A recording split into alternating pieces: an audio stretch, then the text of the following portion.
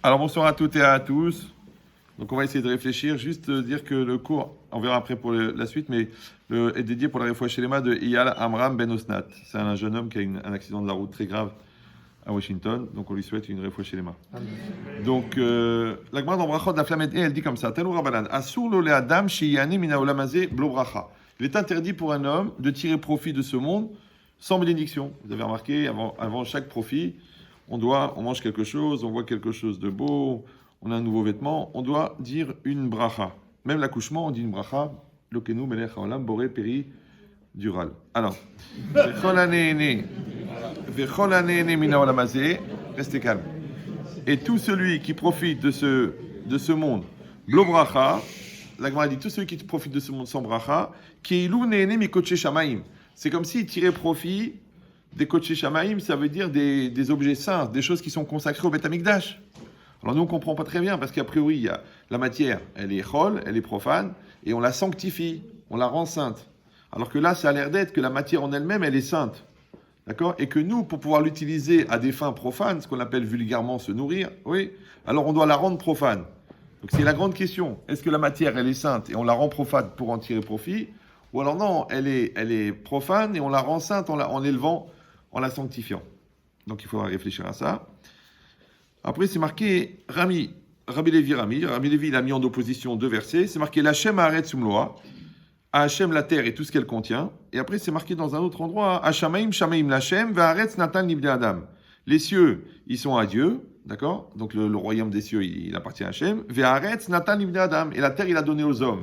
Alors, il faudrait savoir, est-ce qu'une fois c'est marqué, la terre et tout ce qu'elle contient, c'est à Dieu, et une fois c'est marqué que la terre, c'est à Dieu, c'est à l'homme. Alors la terre, elle est à Dieu, elle est à l'homme.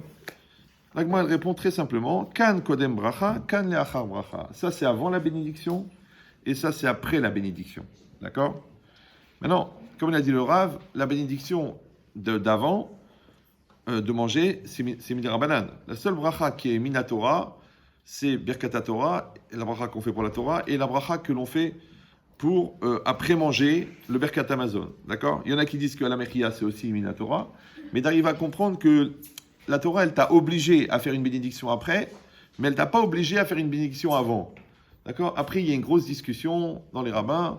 D'accord? Pourquoi est-ce qu'on doit faire une bracha avant? Il y en a qui disent que c'est un calvachomer, c'est-à-dire un raisonnement à plus forte raison. Si déjà, on t'a obligé à dire merci, à plus forte raison qu'on t'a demandé de demander la permission.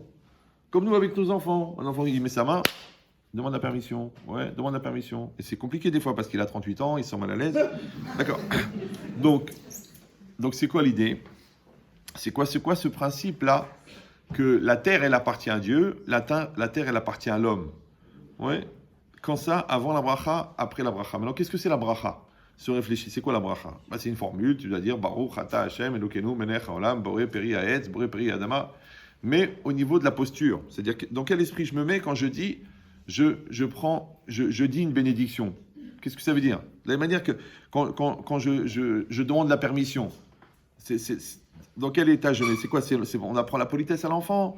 On apprend qu'il ne faut pas croire que tout est dû. Il faut lui faire comprendre que ça doit être le fruit d'un travail, que ça demande un état d'esprit, ça demande de se mettre en situation de. Tout le monde sait que la nourriture, ça se passe beaucoup dans le mental. D'accord? D'ailleurs, les gens qui ont des trous dans le mental, c'est de la nourriture, ça s'appelle les mentales. D'accord? Mais c'est quoi l'idée? Par exemple, c'est connu que quelqu'un qui a pas le moral, il prend un petit whisky, il est sous.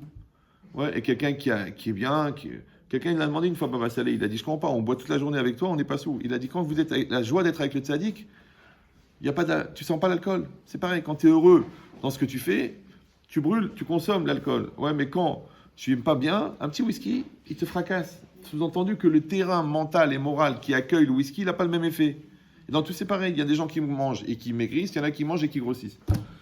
D'ailleurs, c'est une des malédictions de la femme sur sa voisine, d'accord? Mais l'idée, c'est quoi?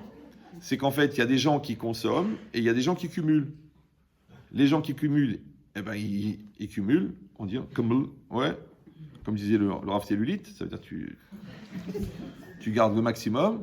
Et il y a des gens qui consomment. Alors, quand tu consommes, combien de fois tu as fait le plein dans ta voiture? Comment ça se fait qu'il n'a pas explosé le réservoir? Tu dis, c'est normal parce que je consomme. Ok, alors pourquoi tu grossis? Tu refais le plein, et tu grossis. Donc ça veut dire que tu ne consommes pas. D'accord? Alors tout le monde sait que dans la vie, il y a toujours le but et les moyens. Maintenant, tant que les moyens sont au service du but, tu n'auras pas des problèmes avec les moyens. Mais quand tu n'as pas de but, alors à ce moment-là, le moyen devient le but. Voilà. Donc les gens qui n'arrivent pas à maîtriser la situation, ils se vengent sur le frigo. Ça s'appelle la boulimie. Mais pourquoi tu as un rapport comme ça avec la nourriture? C'est dans la tête. Donc en vérité, la nutrition, c'est dans la tête. D'ailleurs, on dit en français, quand tu as un problème, on dit « Ah, j'ai du mal à l'avaler. » Ouais. Ou des fois, je demande à une femme de faire une concession à propos de son mari. Alors elle me dit « Rav, vous voulez me faire avaler une couleuvre ?» Je dis « Non, non, un poteau. » Donc on dit « Tu l'as en travers de la gorge. » Ouais, mais c'est quoi l'idée? J'ai pas digéré le problème. Tout se passe par rapport à la nourriture. Maintenant, il ne faut pas prendre l'aspect physique de la nourriture. Il faut prendre l'aspect psychologique de la nourriture et après l'aspect spirituel de la nourriture.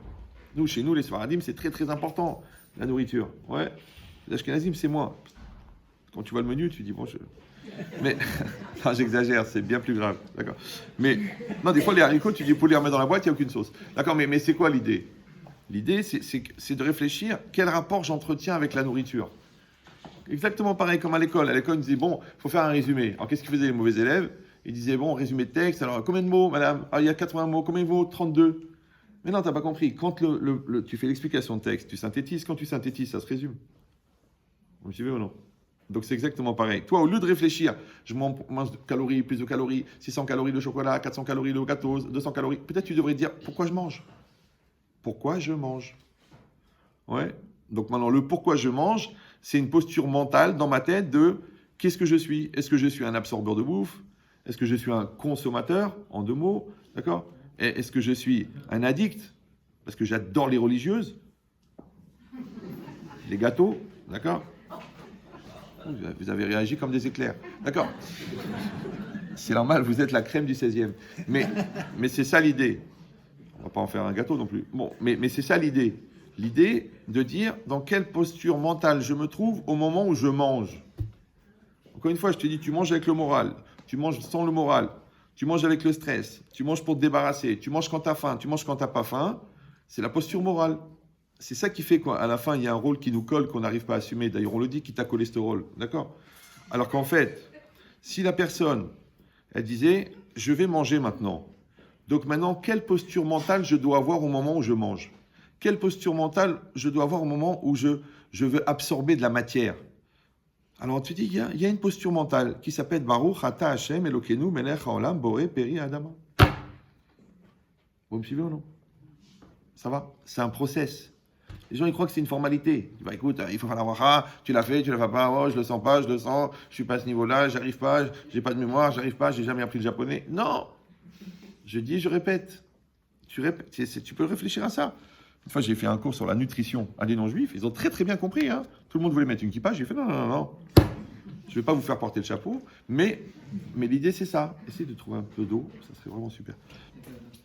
Donc, en fait, je suis rentré ce matin de la Guadeloupe. Donc, j'ai la tête un peu à l'envers comme ça. Ça va très bien. J'étais chez lui hier matin. Bon, alors, qu'est-ce qui est marqué ici? Ici, c'est marqué qu'on va dire une bénédiction. On va dire. Maintenant, tout le monde sait que parler, la parole, c'est le pendant de l'âme. D'accord? Et qu'en fait, ce que je vais dire avec ma bouche, ça va nourrir mon âme. Et en même temps, c'est un mode d'expression de mon âme. C'est pour ça qu'on a besoin que les gens s'expriment. S'expriment, ça veut dire qu'ils vont extérioriser ce qu'ils contiennent. Et l'âme, elle est porteuse d'une énergie extrêmement puissante. Et cette énergie, quand elle sort de l'âme, on peut l'habiller avec des paroles. D'ailleurs, quand vous parlez, ouais, vos paroles, ils contiennent votre âme. Ça s'appelle en français la conviction. Maintenant, si vous parlez sans conviction, ouais, donc automatiquement, votre parole n'a pas d'âme. Et bien, de la même manière, tu vas imprégner l'âme de ta parole de la bénédiction. Et c'est dans cet esprit-là que tu vas manger. Donc automatiquement, ta nourriture aussi, elle va participer à un phénomène de sanctification. Et dans tout, c'est pareil. C'est comme si tu dis à quelqu'un « je t'aime » et tu ne le penses pas. Après, tu te dis, mais comment ça se fait qu'elle ne me croit pas? C'est connu, c'est une maladie, ça s'appelle les amoureux sceptiques. D'accord? Donc les gens, ils disent, je sais pas, je sens pas, je crois pas. Parce que ta parole, elle manque de conviction. Pas parce que tu prononces pas comme il faut, parce que tu n'as pas fait des cours de diction, parce que tu n'as pas le syndrome de Johnny. Non, c'est parce qu'au fond, tu ne crois pas ce que tu dis. Et dans n'importe quel domaine, c'est pareil. Tu veux convaincre un enfant, il faut que tu sois convaincu. Tu veux convaincre un client, il faut que tu sois convaincu. Maintenant, à Mavdil, quel genre de conviction il faut mettre dans la bracha pour que la bracha, elle soit acceptée par Hachem? Vous suivez ou non? Ça s'appelle le contenu. Il y a le contenant et le contenu. Maintenant, le discours de la méthode, qui a été développé par ce penseur, qui était un très très grand joueur de poker. Comment il s'appelait? Descartes. Descartes, pas la cavote. Donc, ça va? On avait l'air fatigué. Non, ça va? C'est la moyenne d'âge? Bon. Alors, donc, en fait, la question, elle est, et comme ça, elle est posée par la Chachamim, est-ce que le fait de faire une bracha avant de manger, c'est un éter achila, c'est une permission qu'on t'a donnée de manger? Comme un enfant, tu demandes la permission et après tu manges. Ou alors non, c'est un pidyon kedusha, c'est un rachat de la sainteté. Sous-entendu, si par exemple j'ai un petit mouton que je l'ai rendu kadosh, korban, pour le Beth Amikdash, Bezrat Hashem bientôt, ouais, et il prend un défaut, il se blesse, je ne peux plus l'offrir au Beth Amikdash. Donc qu'est-ce que je dois faire? Je dois racheter la kedusha. Donc ça s'appelle la tmoura, je vais prendre la kedusha du mouton, je vais la mettre, du korban, je vais la mettre sur l'argent, et avec l'argent, je vais acheter un autre korban. Ça va? Ok. Alors ici, quand on dit que c'est un pidyon kedusha, ça veut dire que cette pomme-là, en vérité, elle appartient à Dieu, elle est kadosh, elle est pure, elle est sainte. Et moi, je veux en avoir une utilisation profane, ça s'appelle bouffer. Ouais. On dit, comment tu vas rabaisser un korban d'Hachem, une création de Dieu, pour tes besoins personnels? Alors il faut que tu la rachètes. Comment tu rachètes? Tu vas lui donner à Dieu de l'argent, mais la pomme, elle est à lui, l'argent, il est à lui, toi, tu es à lui. Comment tu vas lui donner quelque chose? Ça veut rien dire, ça passe d'une main à l'autre, parce que c'est sa propre main. Ouais, lui, il est le monde. Lui, il est le monde. C'est pas que le monde, il est dans lui. Lui, il est le monde. Donc lui, il est le monde. Donc la pomme, c'est lui. Ton corps, c'est lui. Donc ça veut rien dire de lui donner quelque chose à Dieu. Ça veut rien dire, parce que de toute façon, tu es à lui. Toi-même, tu es à lui. Donc, qu'est-ce que tu peux lui donner? La bracha. Quand tu donnes la bracha, tu rachètes. Alors, c'est bizarre, parce que maintenant, on dit, donc l'objet, il est saint. Et moi, pour le rendre profane, je donne de la sainteté. Comme si je fais une compensation. Je donne de la sainteté à la place de. D'accord? Maintenant, ces deux lectures-là, est-ce que la nourriture, c'est une permission de manger, ou est-ce que la bracha, est-ce que c'est une permission de manger, ou la bracha, c'est un rachat de la sainteté? En vérité, ça part du phénomène. Est-ce que, a priori, la matière, elle est sainte, et moi, je dois la rendre profane pour l'utiliser, ou le contraire, la matière, elle est profane, et moi, je dois la rendre sainte? Ça va? Et dans tous les domaines, c'est pareil. Par exemple, le mariage, qui est un phénomène assez connu et récurrent, comme disait le Rav Sif,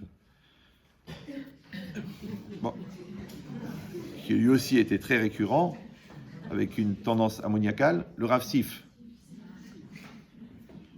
Mais c'est pas le Rav Sif? On le dit, Bessif. Il devrait. Donc, qu'est-ce qui est marqué ici? Restez calme. Ici, de quoi je parlais? Ah oui, dans le mariage, c'est pareil. Comment tu vois ta femme? Ou tu la vois comme un objet, ou tu la vois comme une personne. Vous me suivez ou non? Donc, si tu la vois comme une personne, il faut que tu la sanctifies pour qu'elle devienne une femme. Si tu la vois comme un objet, comme une sainteté, il faut que tu la profanes pour lui donner une utilisation physique. Vous me suivez ou... Bon, les goïms ont renoncé déjà. Eux, ils disent l'objet du désir, carrément eux. C'est-à-dire dans la relation homme-femme, il y a une personne et un objet. Voilà. Mais dans la Torah, c'est l'inverse. La Torah, elle pense que la femme est une personne. C'est pour ça que tu lui dois le même respect, malgré qu'elle est interdite en tant qu'objet. Parce que toute la période où elle est interdite physiquement, elle reste une personne. Si tu vois que tu fais la gueule quand elle est interdite, c'est que tu penses que c'est un objet. Parce que tu as déjà vu quelqu'un qui parle gentiment à un objet qu'il ne peut pas utiliser. Voilà. D'accord? Par contre, le contraire, si tu dis, écoute, j'ai exactement le même comportement, la même gentillesse, le même respect, la même douceur, la même communion, la même collaboration, la même communication, quand physiquement elle est interdite, ça veut dire que c'est une personne. Voilà. Donc l'homme, il va être Mekadesh, la femme, au mariage. Mekadesh, ça veut dire qu'il doit donner à la femme une dimension sainte. Tu dis, attends, c'est pas une sainte, hein. La vérité, vois faire la folle à Ibiza. On parle du potentiel, on ne parle pas de la réalité. Donc une personne, tu la rends sainte, ça veut dire que elle est de toute façon sainte, évidemment. C'est toi qui dois avoir un regard sur elle de sainteté. Dans tout, c'est pareil. C'est une synagogue, c'est une synagogue. Ouais, tu viens, on rigole, on parle, on fait des affaires, on fait du business. La synagogue n'est pas sainte. Elle est sainte à cause de la conduite que tu as dedans. Monsieur ou non? C'est pareil, une relation. Quelqu'un, tu le dénigres ou tu le valorises? Tu dis, mais si c'est une personne de valeur, si c'est pas une personne de valeur. Non, une personne de valeur, c'est une personne que tu valorises. C'est pas parce qu'elle est de valeur que tu la valorises. C'est parce que tu la valorises qu'elle est de valeur. C'est pareil les enfants. Des fois, il y a des gens, par exemple, qui croient que comme ils ont des valeurs, alors naturellement, leurs enfants ont des valeurs. Au contraire, j'ai vu que les gens qui ont des valeurs, leurs enfants n'ont pas de valeur. Ça s'appelle la valeur des choses. Moi, j'ai vu mon père, Zichron Ibracha, 10 heures par jour sur une machine à coudre. Je peux vous dire qu'à la fin de l'année, moi j'aimais beaucoup dessiner, des cahiers de pratique à l'époque, je ne sais pas comment ça s'appelait là. Travaux pratiques, vous savez, il y avait une feuille de canson, une feuille de papier. Mais moi je les coupais, les feuilles de canson. Et je dessinais dessus. Pas parce que j'étais radin, mais j'étais référencé au salon de Meknes. Mais je veux dire restez calme. Non, c'est qu'en fait, je voulais pas gaspiller la feuille, je voulais pas faire de brouillon. Donc je dessinais à l'encre de Chine et je dessinais directement. Les gens me disaient, mais où il y a le brouillon? Il n'y a pas de brouillon. Il me dit, pourquoi tu fais pas un brouillon? Je dis, parce que dans la vie, il n'y a pas de brouillon. Parce que si tu fais des brouillons, du coup, le premier mariage, il est le brouillon du deuxième. Les aînés, ils sont les brouillons du cadet. Vous me suivez ou non? Après la jeunesse, c'est le brouillon de la vieillesse, avec toutes les ratures, avec toutes les déchirures. Je dis, il n'y a pas de brouillon. Tu apprends à faire une dissertation sans brouillon. Tu fais une conférence sans brouillon. Tu fais un discours à ta femme sans brouillon. Tu fais un discours à ton client sans brouillon. Tu es prêt. Il y avait un grand rave. J'ai appris ça, je ne sais même pas quand. Il disait, c'est pas kavod de faire une conférence avec un papier. Tu dois connaître tout par cœur. Moi, je mets un papier juste comme ça, juste pour vous calmer. Ouais. D'ailleurs, j'ai presque rien lu dedans. Mais l'idée, c'est ça. C'est de dire, est-ce que tu veux que ta vie, elle soit en partie un brouillon ou non? Vous allez me dire, on ne peut pas tout réussir du premier coup. C'est pour ça qu'on dit qu'il faut te préparer à l'avance. Donc, de 0 à 13 ans, les mitzvot ne sont pas considérées. De 13 à 20 ans, elles sont considérées, mais tu n'es pas puni sur les fautes. Mais à partir de 20 ans, tu es puni. Donc, ça veut dire que de 13 à 20 ans, tu te prépares à rentrer en scène. Comme à l'école. À l'école, tu t'es planté, tu as un 0. Bon, qu'est-ce que je te dis? Il est éliminatoire. Mais quand tu te plantes en affaires, c'est 400 000 € d'erreur plus du pénal. Là, on rigole plus, là. Ouais. Tu pousses le schlambaït. Voilà, on est au divorce. On est là comme des brels en train de s'engueuler. Je t'ai dit que c'était pas de la théorie. C'est plus de la théorie, là. Voilà. Donc, cette logique-là, de faire les choses, d'aller toujours vers la perfection. Mais pour ça, il faut avoir la valeur des choses. Or, le problème, c'est que les gens, quand on leur donne une valeur superficielle, ils ne peuvent pas avoir la valeur essentielle. Puisque c'est en sacrifiant le superficiel qu'on atteint l'essentiel. Mais quand on donne une priorité au superficiel, c'est normal que la personne, elle va valoriser le superficiel. Voilà, vous avez compris le hinour. D'un autre côté, tu dis, ouais, mais on ne veut pas que les enfants ils souffrent comme nous, on a souffert. Mais ce que tu as souffert, c'est ce qui a fait de toi ce que tu es. Donc toi, en le faisant grandir dans un cocon, tu prends un risque extraordinaire. Parce que où il va sortir où il va sortir... Il y avait un monsieur comme ça, il est venu me voir. Il m'a dit, Rabbi Chetrit, j'ai perdu mon père à 14 ans, j'étais soutien de famille. J'avais 8 sœurs, ma grand-mère malade, ma mère qui tenait à peine debout.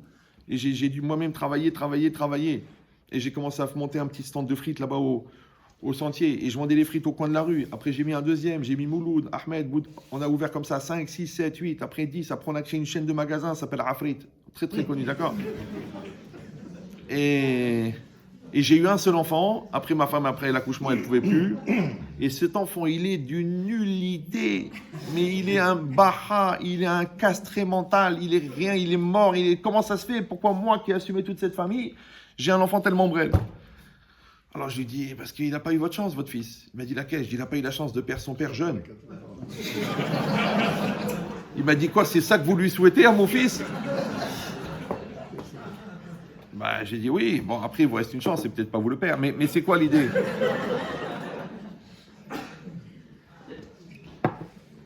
Non, des fois, les paradoxes de la vie. Hein. J'étais chez quelqu'un, il fallait faire un toast, il a dit que ma femme ne soit jamais veuve. C'est un beau test, c'est un beau toast. Donc maintenant, qu'est-ce qui est marqué ici? Vous avez compris maintenant que chaque chose que l'on fait, il y a un contexte mental. Il y a un terrain qui va accueillir la chose. Il y a un regard que tu vas avoir. Il y a une posture émotionnelle, une posture intellectuelle, une posture spirituelle. La bracha, c'est ça. La bracha, c'est que les chachamim t'ont dit, avant de faire un geste, comme un geste de manger, comme un geste de mettre les téphilines, comme un geste de voir quelque chose de joli, comme un geste de recevoir un nouvel habit, tu dois te mettre dans une posture. On n'a pas fait de bracha quand vous avez commencé avant. Mais il n'y a pas de bracha sur le Talmud Torah. On ne sait pas combien de temps ça va durer. Peut-être un jour, 2 jours. Mais c'est un moment de plaisir. Kolakavod. Bravo, il a raison. Bon, vous avez utilisé votre droit de parler, donc maintenant, il faut appliquer le droit de se taire. Alors, donc, non, ça me déstabilise la vérité. Non, mais vous me connaissez mal alors. Ah ben dis donc, c'est que le début. Alors, donc qu'est-ce qui est marqué ici? C'est le président ou? C'est pour ça. Alors, donc regardez. Maintenant, il y a le Rav Wolbe, il ramène la lecture qu'on doit avoir d'une bracha. Alors, je vais essayer de rentrer dans les limites temporelles, parce que c'est un développement qui est très long, mais comme vous êtes des esprits avisés, donc ça va aller très vite. Alors, une bracha. On prend le corps de la bracha. Baruch ata Hashem Elokeinu melech haolam. Boré. D'accord? Baruch, c'est quoi Baruch? Évidemment, on dit, on traduit, béni sois-tu, éternel. D'accord? C'est très compliqué. C'est très compliqué de dire Baruch, que c'est béni, parce que bénir, ça veut dire que nous, on bénit Dieu. Maintenant, pour bénir quelqu'un, il faut être au-dessus. C'est quoi la bracha? Quand vous bénissez un enfant, en fait, c'est quoi? Il y a le père, il y a le fils, il y en a un des deux qui est saint d'esprit.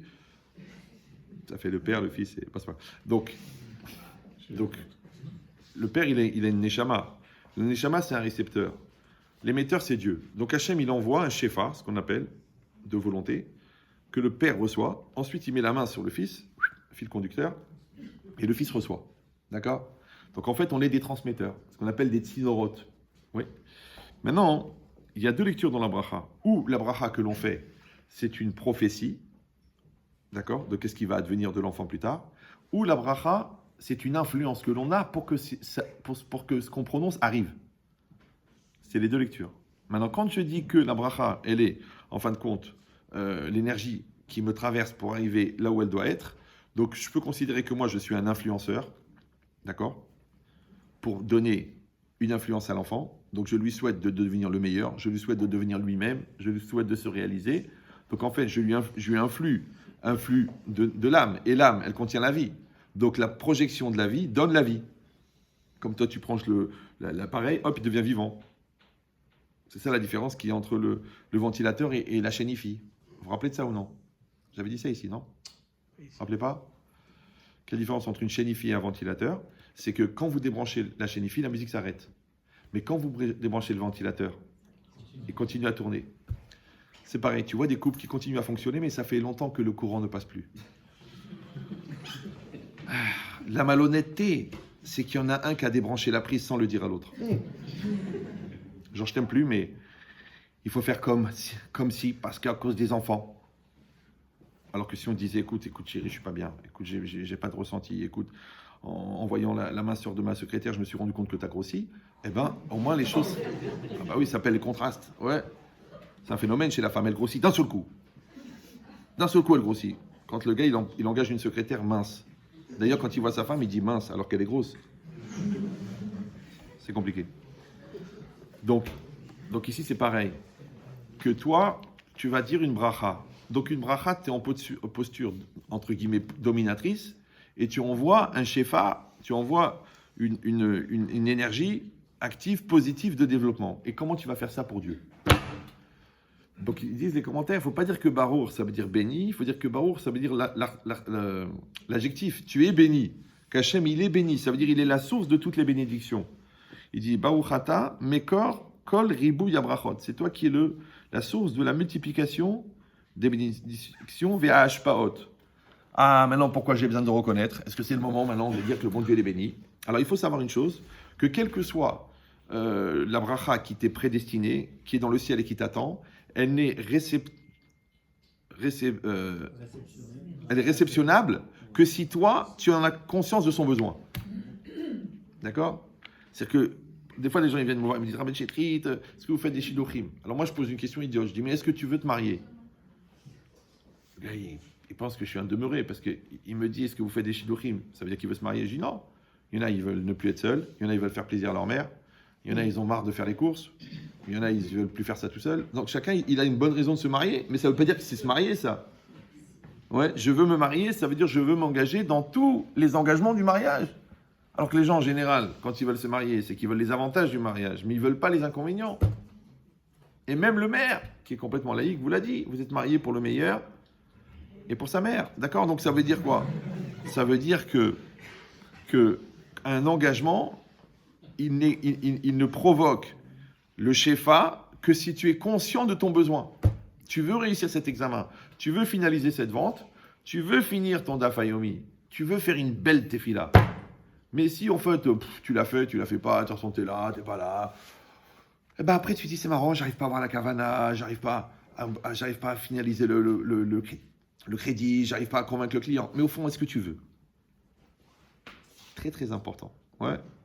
Donc maintenant, quand je dis Baruch, c'est-à-dire je reconnais que c'est lui qui est le déterminant de la bracha.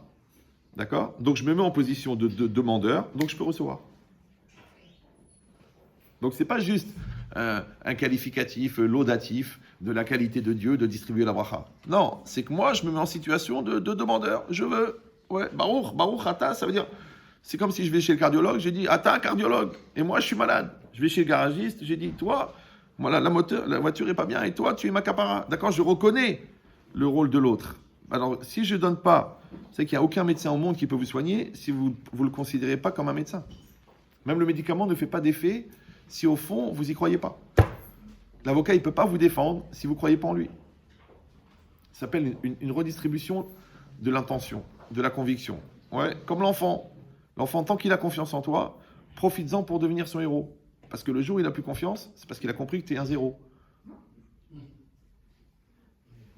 Donc tant qu'il est dans l'illusion, travaille la matière pour être bon, avant qu'il ouvre les yeux. Et quand il ouvre les yeux et que tu es devenu bon, il est content de confirmer qu'il avait raison de dire à tous ses copains que son père et sa mère étaient des héros. Voilà, ça va? Alors que toi, tout le contraire, tu peux te cacher derrière l'illusion du papa modèle et ne pas évoluer.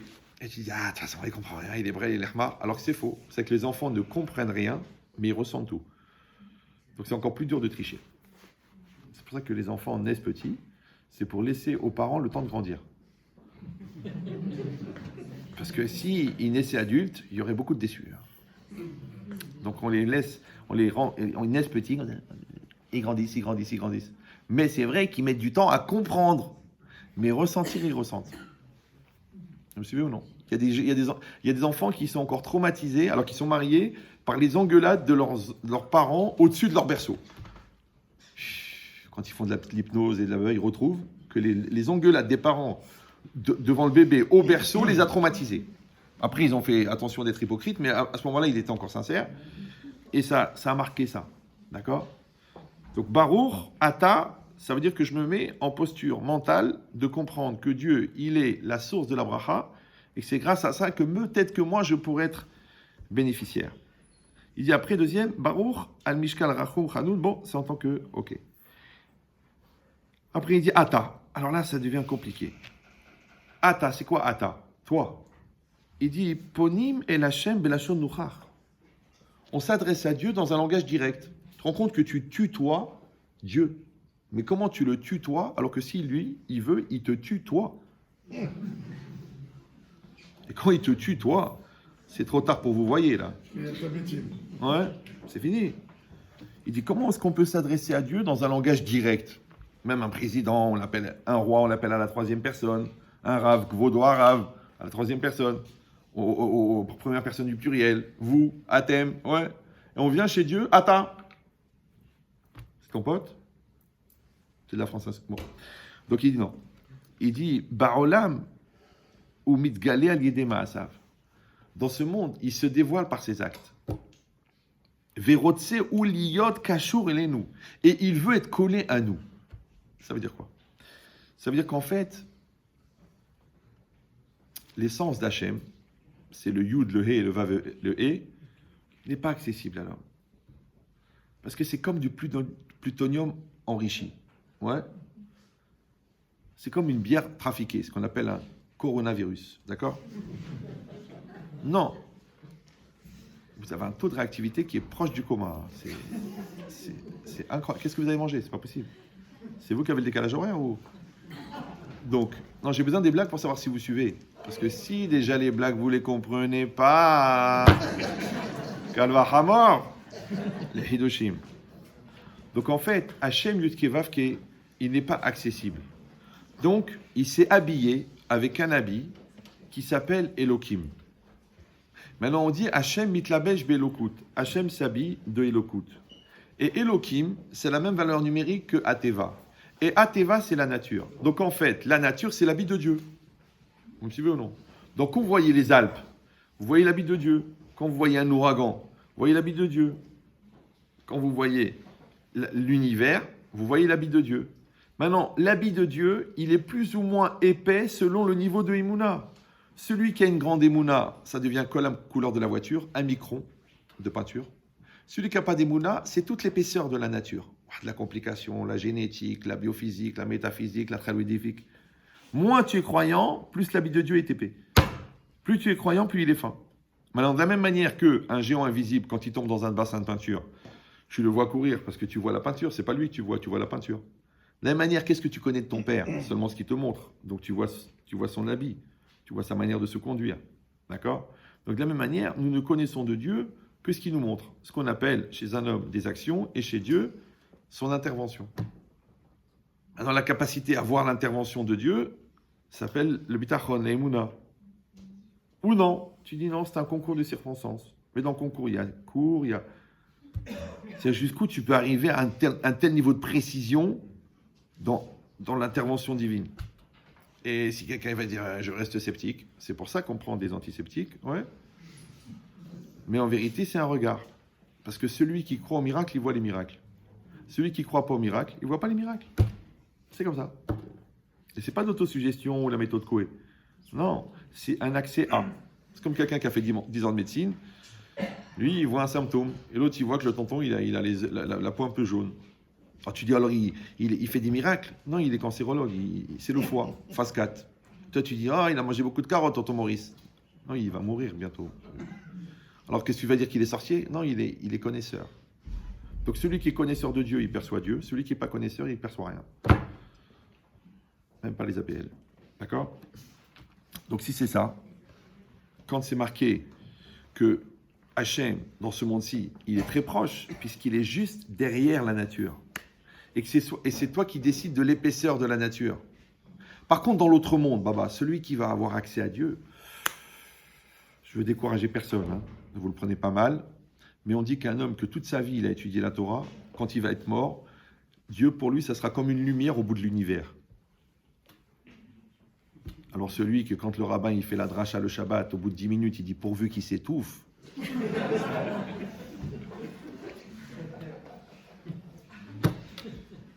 Non, il faut dire la vérité. Moi, je suis venu pour dire la vérité. D'abord, vous ne me payez pas, donc... En plus, je n'ai pas de projet d'être grand rabbin de France, donc je peux dire la vérité. Ouais. Il faut savoir, Ikar Talmud Torah Da'at Hashem. Le principal objectif de l'étude de la Torah, c'est de connaître Dieu. Et si je te dis que si quelqu'un il a étudié toute sa vie, pour lui, c'est comme un point au bout de l'univers, c'est-à-dire dans la perception, entre guillemets, visible.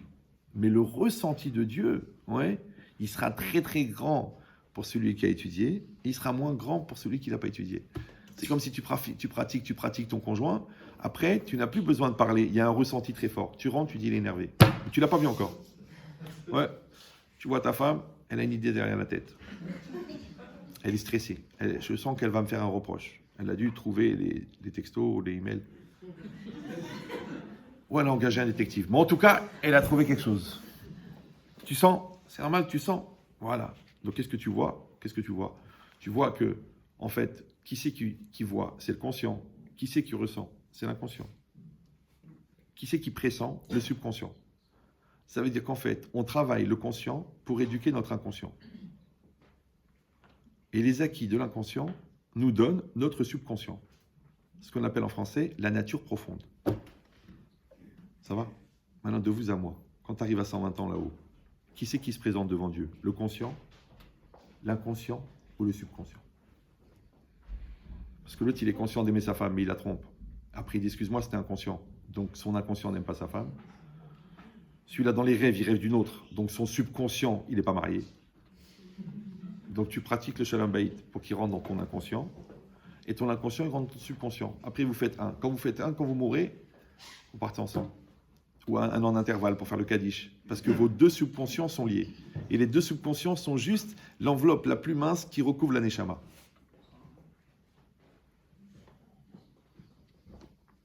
Voilà.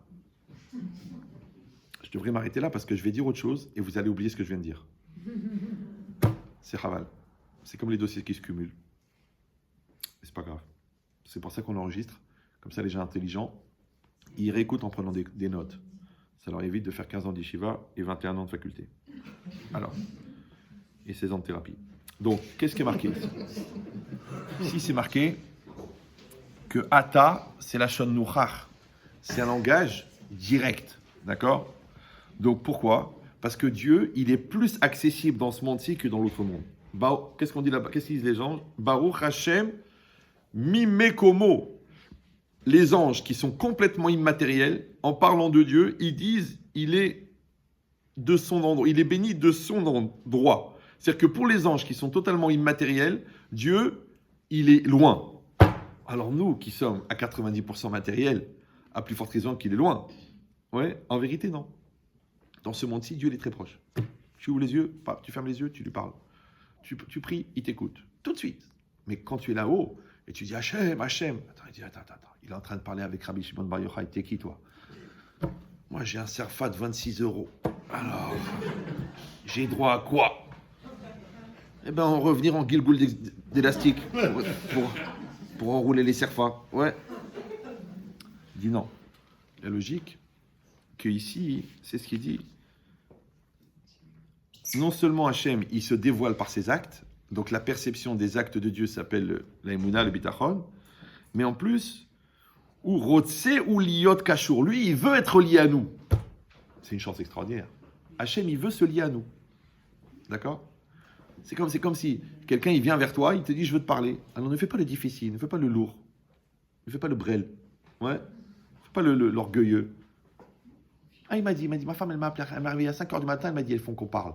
Je sais, qu'est-ce que ça fait? Elle me dit, j'ai envoyé balader. Il est 5h du matin, demain je travaille. Je lui dis, dis-moi, la dernière fois qu'elle t'a dit ça, c'était quand? Jamais. T'as pas senti l'opportunité. Ton fils, adolescent, il vient, il dit, papa, il faut qu'on parle. Je dis, j'ai pas le temps, je regarde le match. Mais le match, tout le monde s'en fout. C'est comme ta vie, c'est un match nul. L'enfant, il vient chez toi, il fait l'effort, il casse la barrière de l'orgueil, de la bêtise, de la pudeur parentale, de la fracture. Il vient, il dit, papa, il faut que je te parle. Donc ça veut dire que c'est quelque chose de sérieux, de grave. Et toi, je suis fatigué, les clients, les embouteillages. Mais pour qui travaille? Tu travailles pour lui. Eh bien, c'est de la même manière. Si Hachem, il veut être en lien avec nous, il veut, ça l'intéresse. Et nous, on va gaspiller ça. Maintenant, tu vas au rendez-vous d'Hachem. C'est quoi les rendez-vous d'Hachem? La synagogue, la Hamida, les fêtes.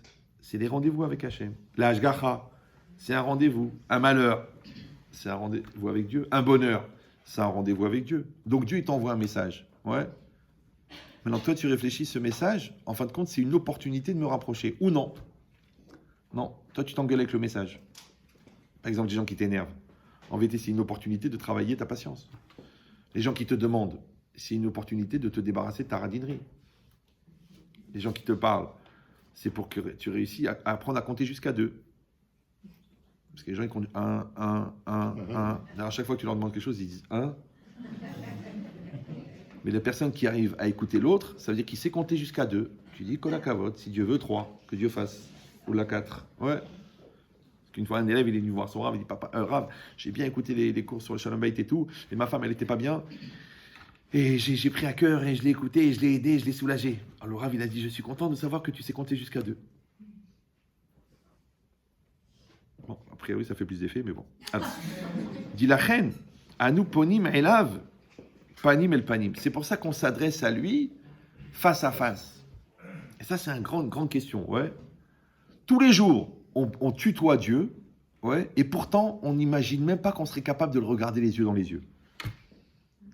Les yeux dans les yeux, ça veut dire, j'ai fait ce que j'avais à faire. Les yeux dans les yeux, ça veut dire, j'ai jamais fauté. Les yeux dans les yeux, ça veut dire que j'ai fait tout ce que Hachem m'a demandé. Tu peux le regarder dans les yeux, c'est quand quelqu'un il ment, ou quelqu'un il triche, ou quelqu'un il est en culpabilité.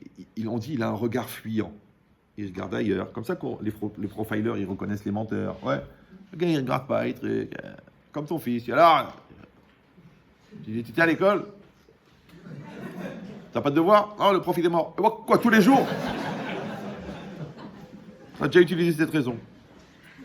Donc, il dit Ata, ouais, en fin de compte, c'est l'expression de la proximité de Dieu.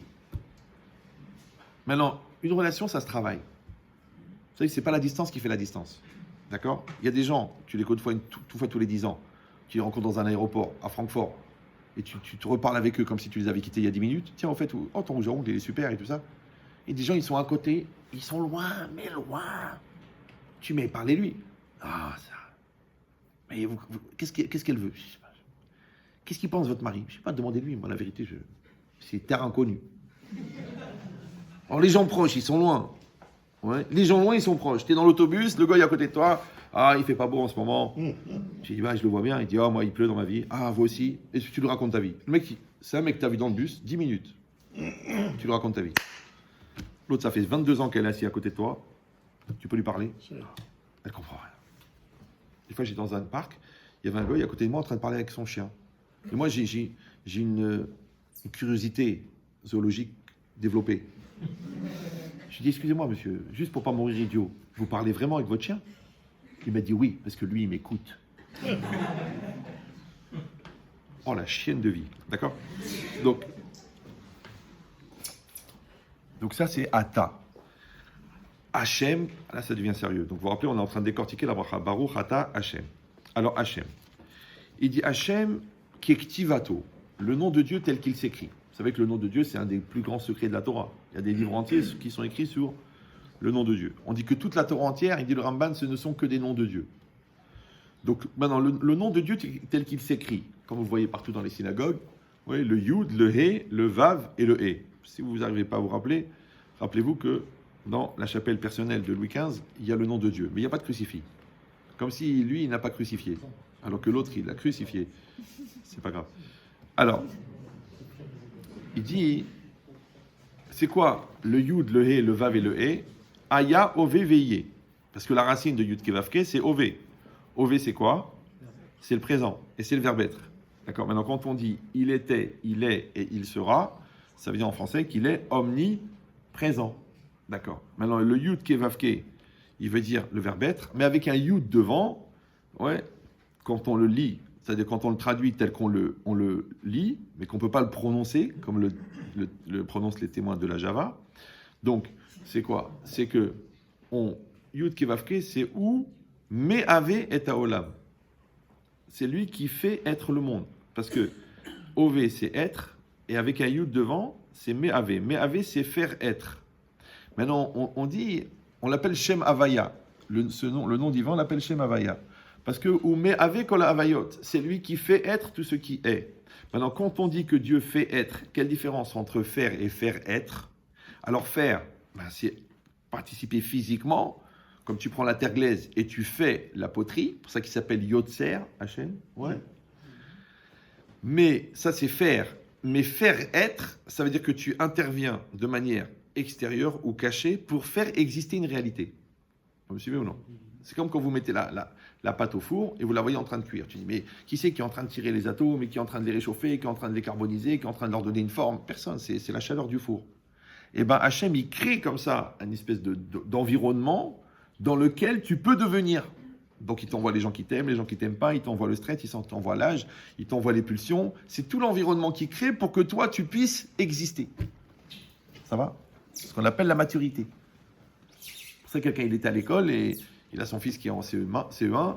Alors il est convoqué à l'école, il dit, écoutez, votre fils, c'est très bien au niveau des acquis, mais c'est dommage, il manque de maturité par rapport à la classe. Après en 6e, on le convoque, il dit, écoutez, bon, les notes, ça va, mais c'est dommage, il manque de maturité. Après, il est en terminale, il dit, écoutez, on l'inscrit au bac, mais franchement, la vérité, c'est dommage, il manque de maturité. Alors, tu attrapes le directeur, tu le mets contre un mur.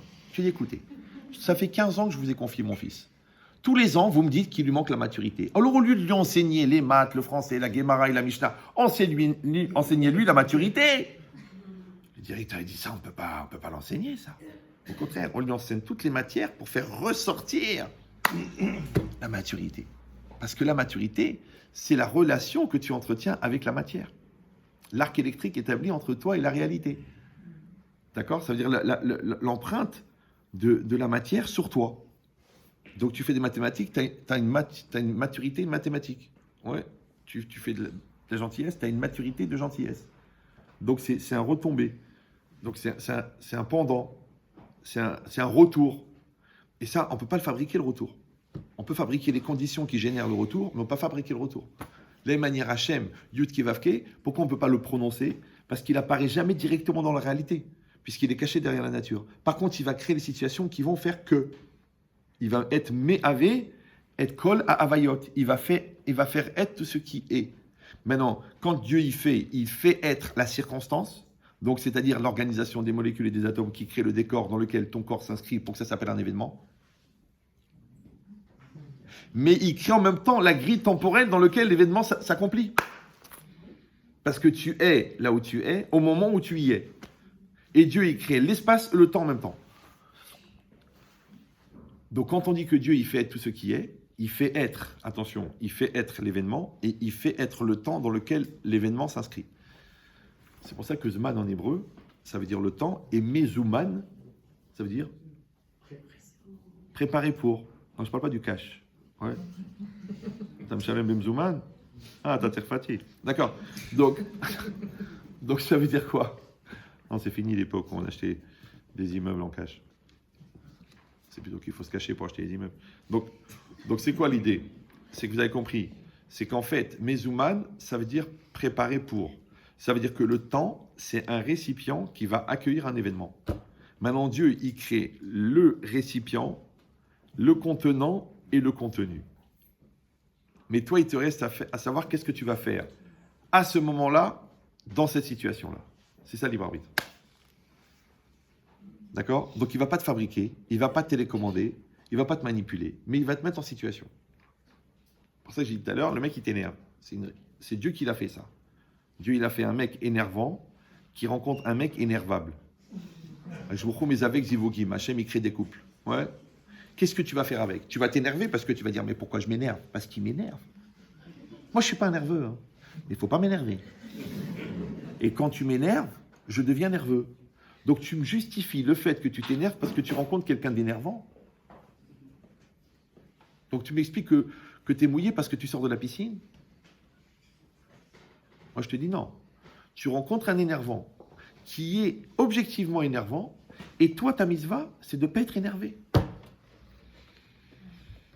Ce qu'on appelle un comportement surnaturel. Parce que quand toi, tu t'énerves, qu'est-ce que tu dis? Mais c'est une réaction naturelle. Or, je rappelle que les réactions naturelles sont de l'ordre de la zoologie. Mais toi, si Dieu veut, tu es de l'ordre de la psychologie et si affinité, de l'ordre de la spiritualité.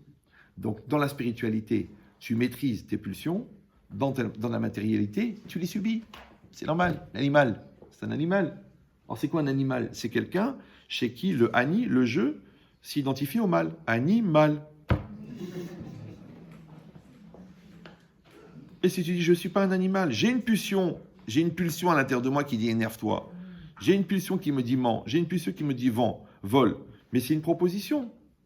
Mais si la proposition elle est à l'extérieur et qu'elle me dit, viens, on va faire une belle escroquerie. Je dis, mais attends, tu rigoles ou quoi? Je suis de la haute gamme, moi, je ne me rabaisse pas à ce genre de truc. Mais si l'impulsion, elle vient de l'intérieur, là, tu l'écoutes, là. Tu dis, non, ça, c'est pas une impulsion, c'est une inspiration. Ah oui, parce que voler, c'est interdit, mais à partir de 100 000 euros, c'est une mitzvah. Surtout si tu donnes le maaser. Après, il faut trouver une Ishia qui est apte à prendre de l'argent pas cachère. Tu vas trouver si tu cherches bien. Ouais. Donc, ce qui est marqué ici. Hachem, Ketivato, Aya, Oveveye. Ame, Ave, et Akol. C'est lui qui fait être tout. Vekol Arolamot, et tous les mondes, Betelim les Fanav, sont annulés devant lui. Ou Mamash, Akol, Ke En, Kenegdo. Ça veut dire que Toi, tu vois l'univers. Tu dis, attends, l'univers. Ouais, genre, pour arriver de l'autre côté, pour arriver à Saturne, il faut 59 000 ans de voyage. Ouais, mais tout l'univers, c'est rien devant Dieu. C'est rien. Parce que lui, il fait être ce qui est. D'accord? Donc lui, il est beaucoup plus grand en tant que créateur que sa création. Maintenant, plus tu vas le grandir, plus par contraste, tu vas relativiser la grandeur de l'univers. Par contre, tu verras que les gens qui regardent l'univers en grand, bizarrement, ils voient Dieu en petit. Tu sais pourquoi?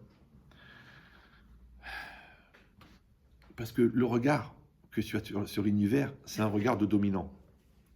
Et l'homme, pour se rassurer psychologiquement, il a besoin de dominer.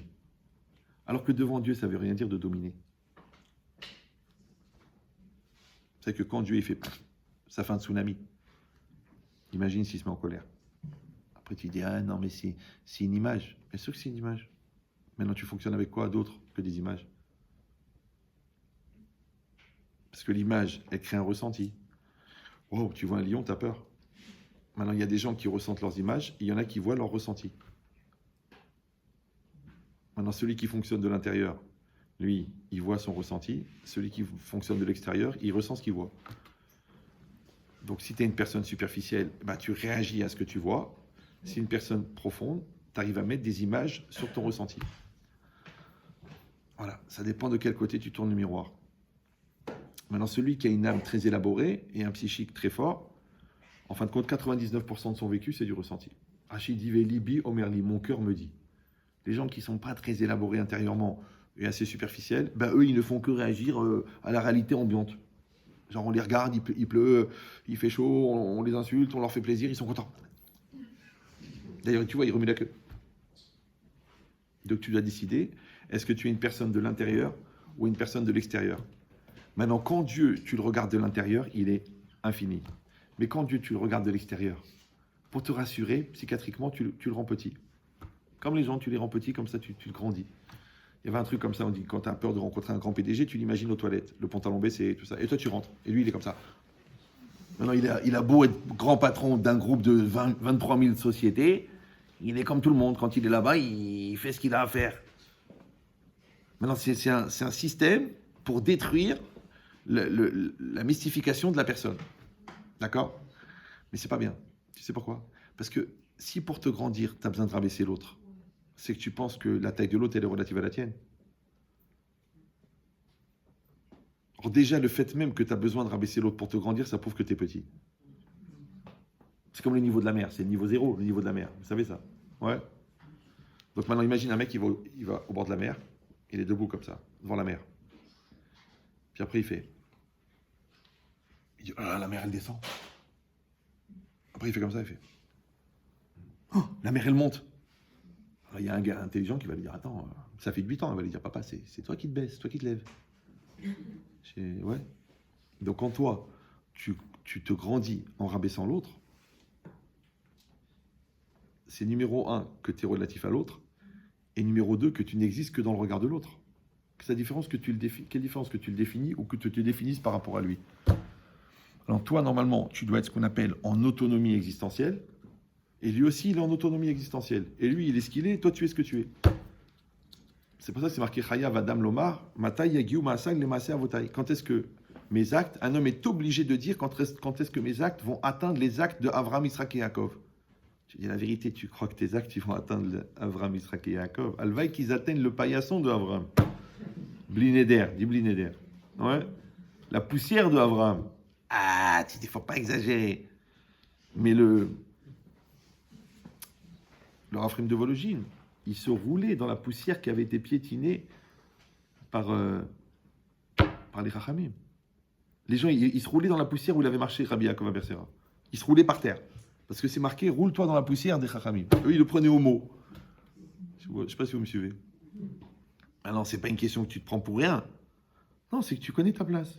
Je sais pas. Maintenant, si toi, tu penses que le rabbin, il est comme toi, ouais, comme ça, il m'a dit une fois, vous savez, Abraham Avinu, c'était un homme.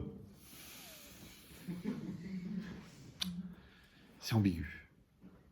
Vous savez, Yaakov Avinu, quand il a vu son fils, Il a revu après 22 ans d'absence. Il a pleuré, pourquoi? Parce qu'il a revu son fils? Non, il a pleuré parce qu'il a vu que les deux Beth Amikdash, ils allaient être construits dans le territoire de son fils des milliers d'années après et qu'ils allaient être détruits. Voilà, qu'est-ce qu'il voyait. Et qu'est-ce que tu vois, toi? Toi, tu vois ton assiette et tu dis, oh, le steak, il est un peu petit. Tu vois ce que tu vois ce qu'il voit, lui? Ouais. La première fois qu'il a vu Rivka, Rachel, il a pleuré parce qu'il a vu qu'elle allait mourir avant lui. Tu vois qu'est-ce qu'il voit? Regarde qu'est-ce qu'ils voient, regarde ce que tu vois. Et toi, tu te compares avec eux. Donc, il faut avoir ce qu'on appelle la modestie de retrouver sa place. Je ne t'ai pas dit de te prendre pour rien, mais je ne t'ai pas dit de te prendre pour waouh. Prends-toi pour toi. C'est que la connaissance de soi, en fait, c'est ça la modestie. Ça, on dit Ezeu Anav, qui c'est le modeste, Amakir et Tatsmo. Il se connaît. Amakir et Mekomo, il connaît sa place. Ben, de la même manière, toi, tu dois connaître ta place devant Dieu. Maintenant, quelle est ta place devant Dieu? Serviteur. Tu dis, oui, mais c'est un petit peu contraignant. Mais non, parce que quand toi, tu deviens serviteur, lui devient roi. Maintenant, si le serviteur a des obligations envers le roi, il est assujetti, attention, aux devoirs qu'il a envers le serviteur. Par contre, si toi, tu te prends pour le roi, donc tu rends Dieu serviteur. Après, tu dis, je suis très déçu des prestations du bon Dieu. Mais le bon Dieu n'est pas un prestataire de service. Non, je dis parce qu'il faut bien préciser, parce que les gens, toute leur vie, se plaignent. Ouais, c'est pas ce que je voulais, le gosse, il se marie pas, la maison, elle se vend pas, j'ai encore grossi, c'est quoi cette vie, j'aurais voulu vivre ailleurs. On passe notre vie à se plaindre, comme si on est à la réception du Waldorf et qu'on dit, écoutez, les serviettes n'étaient pas nickel. La vérité, les draps, c'était pas, franchement, pour un 5 étoiles, 1 000 € la nuit, j'attendais vraiment des draps différents. Alors, le bon Dieu n'est pas à la réception du Waldorf. Non. Non. Ouais. Il est peut-être le gardien de l'entrée de la morgue. Tu sais, quand tu rentres à la morgue pour aller reconnaître un proche qui est mort dans la rue, lui, c'est le gardien. Il ouvre et tu vois un mort. Et vous deux, vous vous regardez et vous dites, eh ben, j'ai de la chance d'être en vie. Hein. Donc quand le bon Dieu t'a donné la vie, après il ne doit plus rien. Tout ce qu'il donne en plus, c'est un cadeau. Toi, tu fais le contraire. Tu prends tout et tu regardes qu'est-ce qui manque. Et comme tu es exigeant, tu deviens aigri. Et comme tu deviens aigri, ouais, tu deviens aigre. Et comme tu deviens aigre, ta vie, elle est aigre. Et tu es réincarné en cornichon, conservé dans le vie aigre.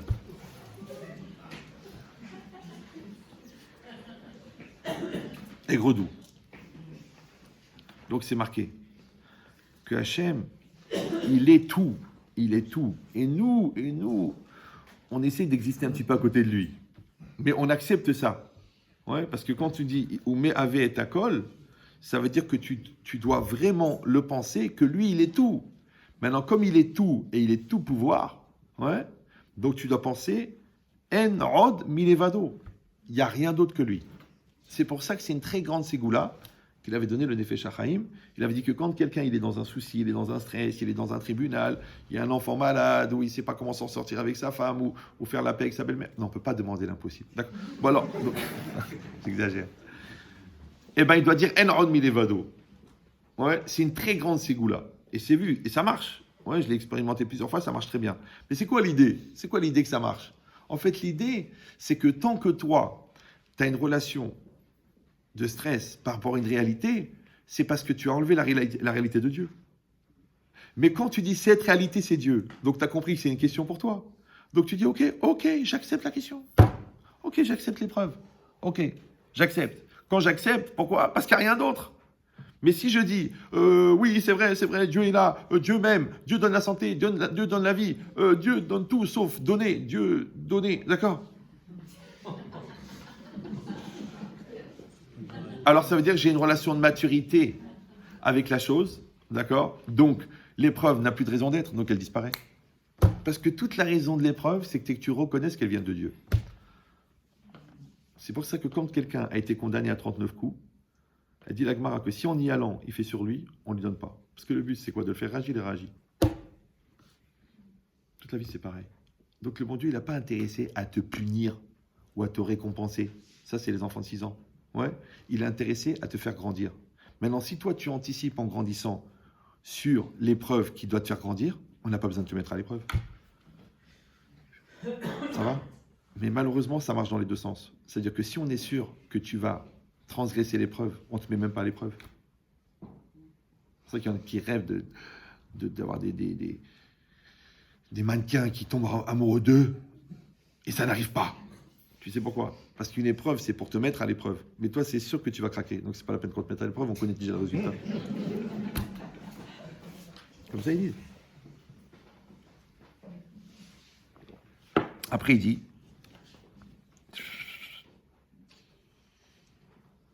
il dit Kavana Zot, cette Kavana-là, cette concentration, cette intention que tu dois avoir, cette pensée, Kolelet Itbatlut Gmura Lefanav, que tu t'annules entièrement devant Hachem. Ça veut dire qu'à chaque fois qu'on dit le nom d'Hachem, on doit penser ça. Je ne sais pas si vous me suivez.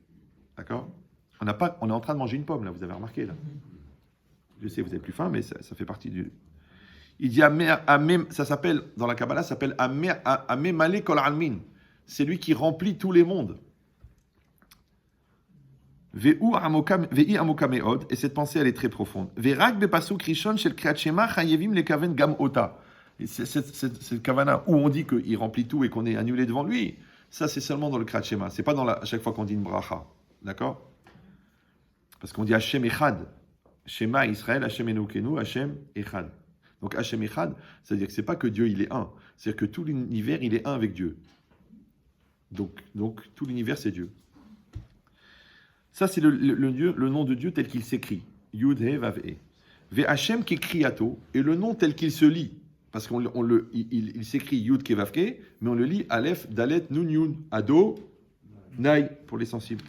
Il dit Adon Kol. C'est quoi Adon Aïe? Adon Kol. Il est le maître de tout. Vegam kavana zot it ardut gmura shekol anivraim avadav. En fait, c'est une unification totale de Dieu que toutes les créatures sont ses serviteurs. Alors, pour donner une image de ça, on disait, c'est quoi Dieu pour nous? C'est quoi? Dieu, c'est une énorme volonté positive et active que le monde soit. Maintenant, quand Dieu il exprime cette volonté ensuite, elle se parcellise en millions de milliards de milliards de micro-volontés qu'on appelle des anges. Maintenant, quand Dieu il active un ange, puisque c'est marqué dans le Zohar que derrière chaque brin d'herbe, il y a un ange qui lui dit pousse. Donc vous avez compris que chaque particule de ce verre, chaque atome de cette eau-là, ouais, il y a un ange derrière. Or, un ange, c'est le continuum de Dieu. C'est-à-dire que Dieu exprime une volonté, et cette volonté, elle se matérialise, entre guillemets, sous la forme d'un ange, qui va faire exister une réalité. C'est pour ça qu'un ange, dans les Sfarim, ça s'appelle Koach, ça s'appelle une force. Or, la force, c'est quoi? C'est la continuité exprimée de la volonté de l'homme. Moi, je prends un truc, je le jette. Pourquoi je suis accusé? Parce que je l'ai jeté. Mais c'est pas parce que je l'ai jeté, c'est parce que j'ai eu la volonté de le jeter. Donc, l'acte, il est la continuité de la volonté. Donc, en fait, je ne suis pas condamné pour mon acte, je suis condamné pour la volonté, d'après la Torah. Mais, attention, et ça c'est intelligent, dans la philosophie du droit, c'est très intéressant, donc je suis condamné pour la volonté de le faire et non pas pour l'acte, mais la manière de mesurer la gravité de cette volonté, c'est en mesurant le dommage. Vous me suivez ou non? Et tu sais pourquoi? Parce qu'en vérité, tu n'es pas propriétaire du dommage, tu es propriétaire de la volonté. Moi j'ai un gars, il m'a fait une rayure sur ma voiture, je vais lui casser une vitre, je prends une pierre, je la jette. D'accord? Donc je lui dis, tiens, il m'a fait 100 € de dégâts, je lui fais 100 € de dégâts. Manque de peau, courant d'air, la fenêtre elle s'ouvre. Trajectoire, continuer du vase qui tombe sur un vase à 183 000 €. Je paye quoi? Je paye le vase. Mais moi, Béhémet, je voulais casser la vitre. Ouais. Ah, tu dis, alors on doit me juger pour une intention. On ne peut pas te juger sur une intention. Parce que sinon, toutes les belles filles du monde sont Hayav Mita. Puisqu'elles veulent que leur belle-mère meure. D'accord? Donc. Non, je ne suis pas traumatisé par les belles-mères. D'ailleurs, j'en ai une extraordinaire et je touche du bois. D'accord. Donc ça veut dire quoi? C'est l'exception qui confirme. Bon, là, d'accord.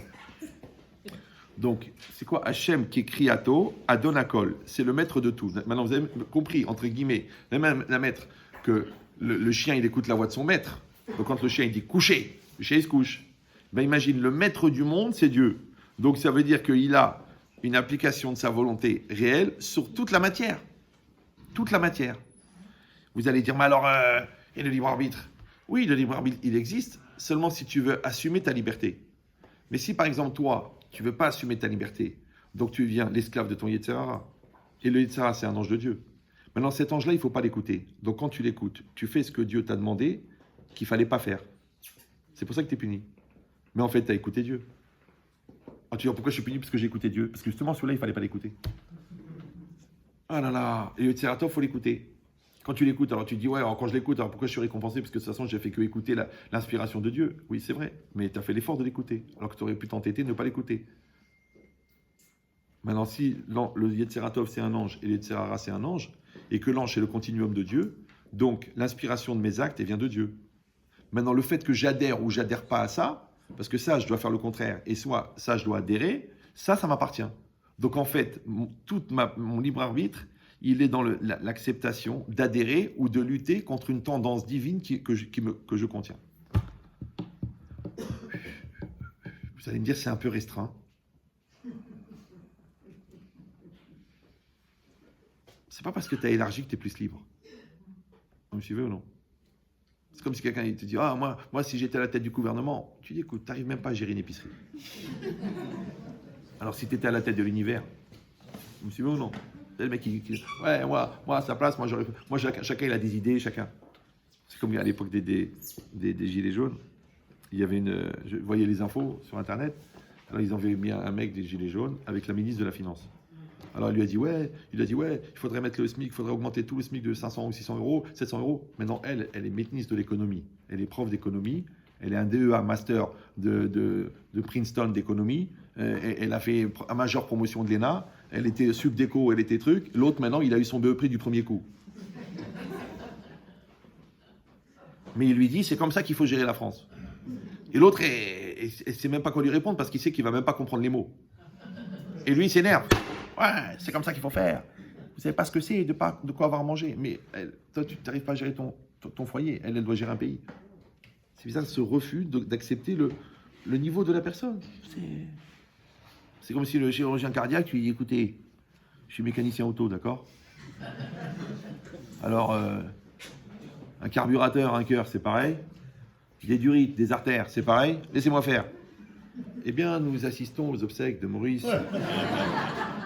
C'est normal, Boba. Jamais un mec, il est rentré dans une salle d'opération en disant, allez, laissez-moi faire, je me suis lavé les mains. Ben non. 10 ans d'études, mon petit, après médecine, d'accord? C'est du sérieux, c'est chirurgien. Cardiaque ou du cerveau, ça se joue au micro de millimètre. Tu peux pas le faire. Et ben, tantôt, c'est pareil. Non. Dans les choses compliquées, les gens, ils acceptent d'être simples, mais dans les choses simples, les gens, ils croient qu'ils ont le droit d'être compliqués. Non. C'est marqué ici. Toi, tu dois avoir cette perception combien Hachem, il est Adon Akol. Il est maître de tout. Alors tu dis alors quoi, mais ça minimise mon rôle, ça veut dire que je suis là pour rien. Ouh là là. Alva, et que tu sois là où il faut. Ouais. Voilà, t'as un enfant en face de toi, il fait une crise. Tu sais répondre ou non? Le moustique, il sait faire ce qu'il a à faire. L'abeille, elle prend le pollen, elle fait son travail. Toi, t'es perdu. Ah, c'est pas mon rôle, ça me prend la tête. De toute façon, moi, je travaille, je m'occupe pas de l'éducation. Et puis moi, j'aime pas les caractères. Et puis il me saoule, et puis il me sort les nerfs, ce gosse. Mais t'es un père. Ouais. Et en plus, t'es négatif, t'es noir. Ça fait impair et noir. Les jeux sont faits. Non, c'est ton épreuve. Ton épreuve à toi, c'est cet enfant, maintenant. Après, ton épreuve à toi, c'est ce découvert. Après, ton épreuve à toi, c'est ce mari qui fait la tête ou qui est gentil. Justement, tu t'étonnes, tu dis, tiens, comment ça se fait qu'il est tout doucereux? Alors, tu te demandes, il y a un truc. Ouais. C'est là que tu te rappelles que c'est le soir du mikvé. D'accord? Donc, ça veut dire quoi? Restez calme. Donc, ça veut dire quoi? Ça veut dire que si Hachem, il est Adon Akol, toi aussi, tu dois être Adon. Tu dois être maître, mais maître de ton corps, maître de tes nerfs, maître de tes pensées. Tu dois être un Adon. Ouais. Non, les gens, ils veulent maître de la société, ils veulent maître de la France, ils veulent maître de ce monopole économique, alors qu'ils ne sont même pas maîtres de leur pulsion. Il gère 33 milliards d'investissements dans un groupe d'investissement et il n'arrive même pas à se retenir devant un décolleté. Mais tourne la tête. Non, pourquoi? Qu'est-ce qu'il y a? Il a toujours rêvé de visiter le Grand Canyon. Tourne ta tête. T'es un grand-père, tourne ta tête. Non. il va se faire voir le torticolis. Mais c'est ça le vrai combat. Le vrai combat, c'est quand il te montre le gros mot et tu le retiens. Le vrai combat, c'est quand il te montre le lashon hara sur quelqu'un qui veut l'écouter et tu le dis pas. Ouais. Alors, Ata Adon, tu es un maître. Comme lui, il se maîtrise, toi, tu te maîtrises. Il dit Vegam kavanazot i aardut gmura shekol anivrim avadav. Donc, c'est aussi une unité complète. C'est-à-dire que quand toi, tu vois que Dieu, il est maître de tout, donc tu fais le lien entre les serviteurs et Dieu. D'accord? Donc, automatiquement, Dieu est un. Alors que nous, on fait le contraire. Nous, on dit, bon, il y a Dieu et puis il y a ses serviteurs. Hein. On dit, bon, il y a Dieu, il y a la religion, mais il y a aussi le danger iranien et l'influence de Trump. Écoute-moi bien, tout cela, ils sont dans les mains de Dieu. D'accord? Tout cela. Maintenant, tu arrives à le voir ou non? Tu dis, non, écoute, je suis de très près les informations parce que je veux quelqu'un de courant et de concerné. Alors, écoute-moi bien. JH2, ça veut dire jeune Khmar au carré. Le jour où le patron de la CIA, il va te raconter ce qui s'est vraiment passé, tu vas te rendre compte que les 24 ans d'infos que tu as écoutées, c'était du bidon. Moi, j'ai dit une blague, hein, ça n'engage que moi, au pire, j'ai raison. Pourquoi Poutine, il est devenu président? Vous savez pourquoi? Il était patron de du KGB. Le mec, il a dit, j'en ai marre de servir des idiots, je vais me servir. C'est vrai, non? Parce que le patron du KGB, c'est un géant, puisque lui, il va faire fonctionner un pays dans la partie cachée. Pas par la partie voyante. La partie voyante, c'est facile. Les grandes décisions, les réformes, les informations, les investissements. Ça, c'est la partie voyante, c'est la partie facile. Ce qui est difficile, c'est la partie cachée. Comme dans l'économie. Tu vois l'économie, tu vois de l'argent qui rentre, de l'argent qui sort. Le géant, c'est celui qui sait voir la partie cachée. Pour ça qu'un rolam, c'est un monde, mais la racine, c'est Ner et l'âme. C'est pour ça que la partie invisible chez la personne, elle est toujours plus grande que la partie visible. C'est le Rav Iceberg qui a dit ça. Ouais. Pareil que ça a provoqué un clash avec le professeur Titanic à l'époque. D'ailleurs, il a été coulé. Hein. Mais c'est ça l'idée.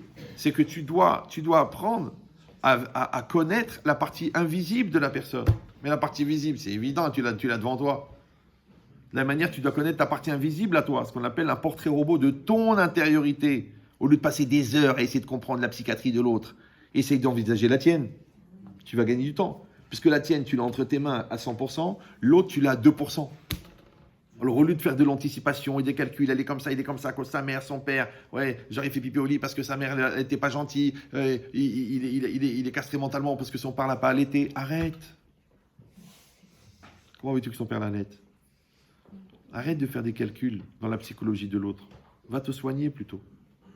D'ailleurs, j'ai toujours été choqué par les gens qui font des études de psycho. Qui voient moi la vérité, ils viennent me voir avec des soucis. J'essaye d'aider, mais j'en ferai pas un métier. Le mec, il va apprendre le métier d'écouter les soucis de l'autre. C'est comme s'il se fait incarner une cuvette de toilette dans le cerveau. Alors, c'est une façon de parler, hein, c'est beaucoup plus grave. D'accord. Il dit... Voilà. Alors, si c'est comme ça... Donc là, maintenant, on a dit Hachem. Vous vous rappelez, on a dit Baruch, Ata, Hachem. Elokeinu. C'est quoi Elokeinu? Elohim. D'accord? Elohim, c'est quoi? Baal kol hakochot. C'est lui qui détient toutes les forces. C'est pour ça que Elohim, en profane, ça veut dire le maître, ça veut dire le juge. D'accord? Et en Kodesh, c'est un nom de Dieu. Mais c'est le même principe, c'est le dominateur, celui qui maîtrise. Baal kol hakochot. Mashgiach alehem, celui qui les garde, qui intervient pour. Osebahem kechevtso, il fait selon sa volonté. Shalit veshofet, c'est lui qui maîtrise, qui gouverne, et c'est lui qui juge. D'accord? Ça veut dire en efker baolam. Il y a pas le hasard. Genre ça arrive comme ça. Je suis très déçu. Je pensais pas. C'est injuste. C'est que c'est pas c'est injuste. Injuste, c'est le contraire de juste. D'accord? Alors que ça veut rien dire parce que le monde il est juste. Maintenant, il n'est pas juste selon tes critères à toi. Tu sais pourquoi? Parce que tu es injuste. Ça prouve que Dieu existe. Une fois, quelqu'un m'a dit, est-ce que tu peux me prouver que Dieu existe? Je dis, bien sûr. Non, je ne parle pas de la minute que vous avez vue sur Internet. 5 millions de vues quand même. Hein. Moi, je veux plus une de plus parce que tous les Tunisiens, d'accord? Alors, je lui dis, c'est facile. Il y a une notion qui s'appelle la justice. Il y a une notion qui s'appelle l'injustice. Maintenant, est-ce que la justice, c'est une notion naturelle ou c'est une notion culturelle? Alors, tu prends 2 enfants, tu les mets sur une île déserte. tu les déposes comme ça, ils grandissent là-bas comme des sauvages. Ils bouffent du bois, ils mangent des trucs, ils mangent des mangues. Et toi, tu arrives chez eux, ils ont 6 ou 7 ans, ou là 8 ans, ou 9 ans, un âge de conscience. Et puis tu vis avec eux, ils s'habituent à toi, et un jour, à un, tu lui donnes 5 kilos de bonbons, et à l'autre, tu lui mets une baffe. Pourquoi celui qui reçoit la baffe, il s'énerve? Parce qu'il trouve ça injuste. Lui, il sait que ça existe, la justice.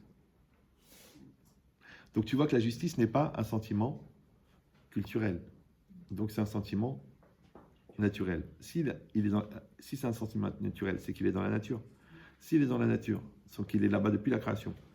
S'il est dans la nature depuis la création, c'est-à-dire qu'il y a quelqu'un de juste qui a créé un monde juste et injuste. Donc c'est Dieu.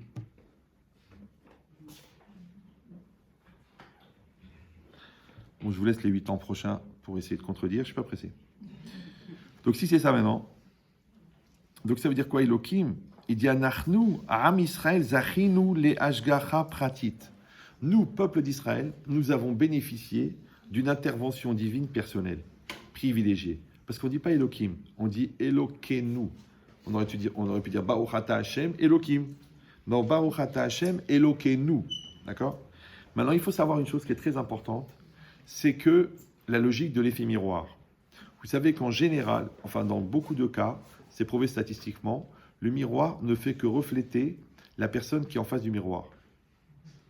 Si vous me dites si c'est trop abstrait, ça va, oui, non? Vous allez dire, bah, c'est évident. C'est complètement débile. D'accord? C'était pas la peine de venir des territoires pour dire un truc pareil. Enfin, du 93. Non. Parce qu'il y a beaucoup de gens, dans leur miroir, ils voient quelqu'un d'autre. La preuve, c'est que l'intérêt d'être deux, c'est quoi? C'est que tu peux accuser quelqu'un d'autre. Mais si la vie, c'est un miroir, donc ce qu'elle te renvoie, c'est toi, comment ça se fait que tu vois l'autre? Donc tu vois que les 3/4 des gens dans le miroir, ils voient l'autre, ils ne voient pas eux. Donc le miroir n'est pas toujours le reflet de la personne qui est en face. Maintenant, c'est toi qui dois voir dans la personne qui est en face une facette de ton reflet à toi.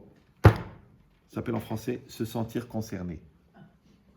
Mais si tu vois entièrement l'autre et pas toi, ça veut dire que tu penses que toi, tu es dans une vie et l'autre, il est dans une autre.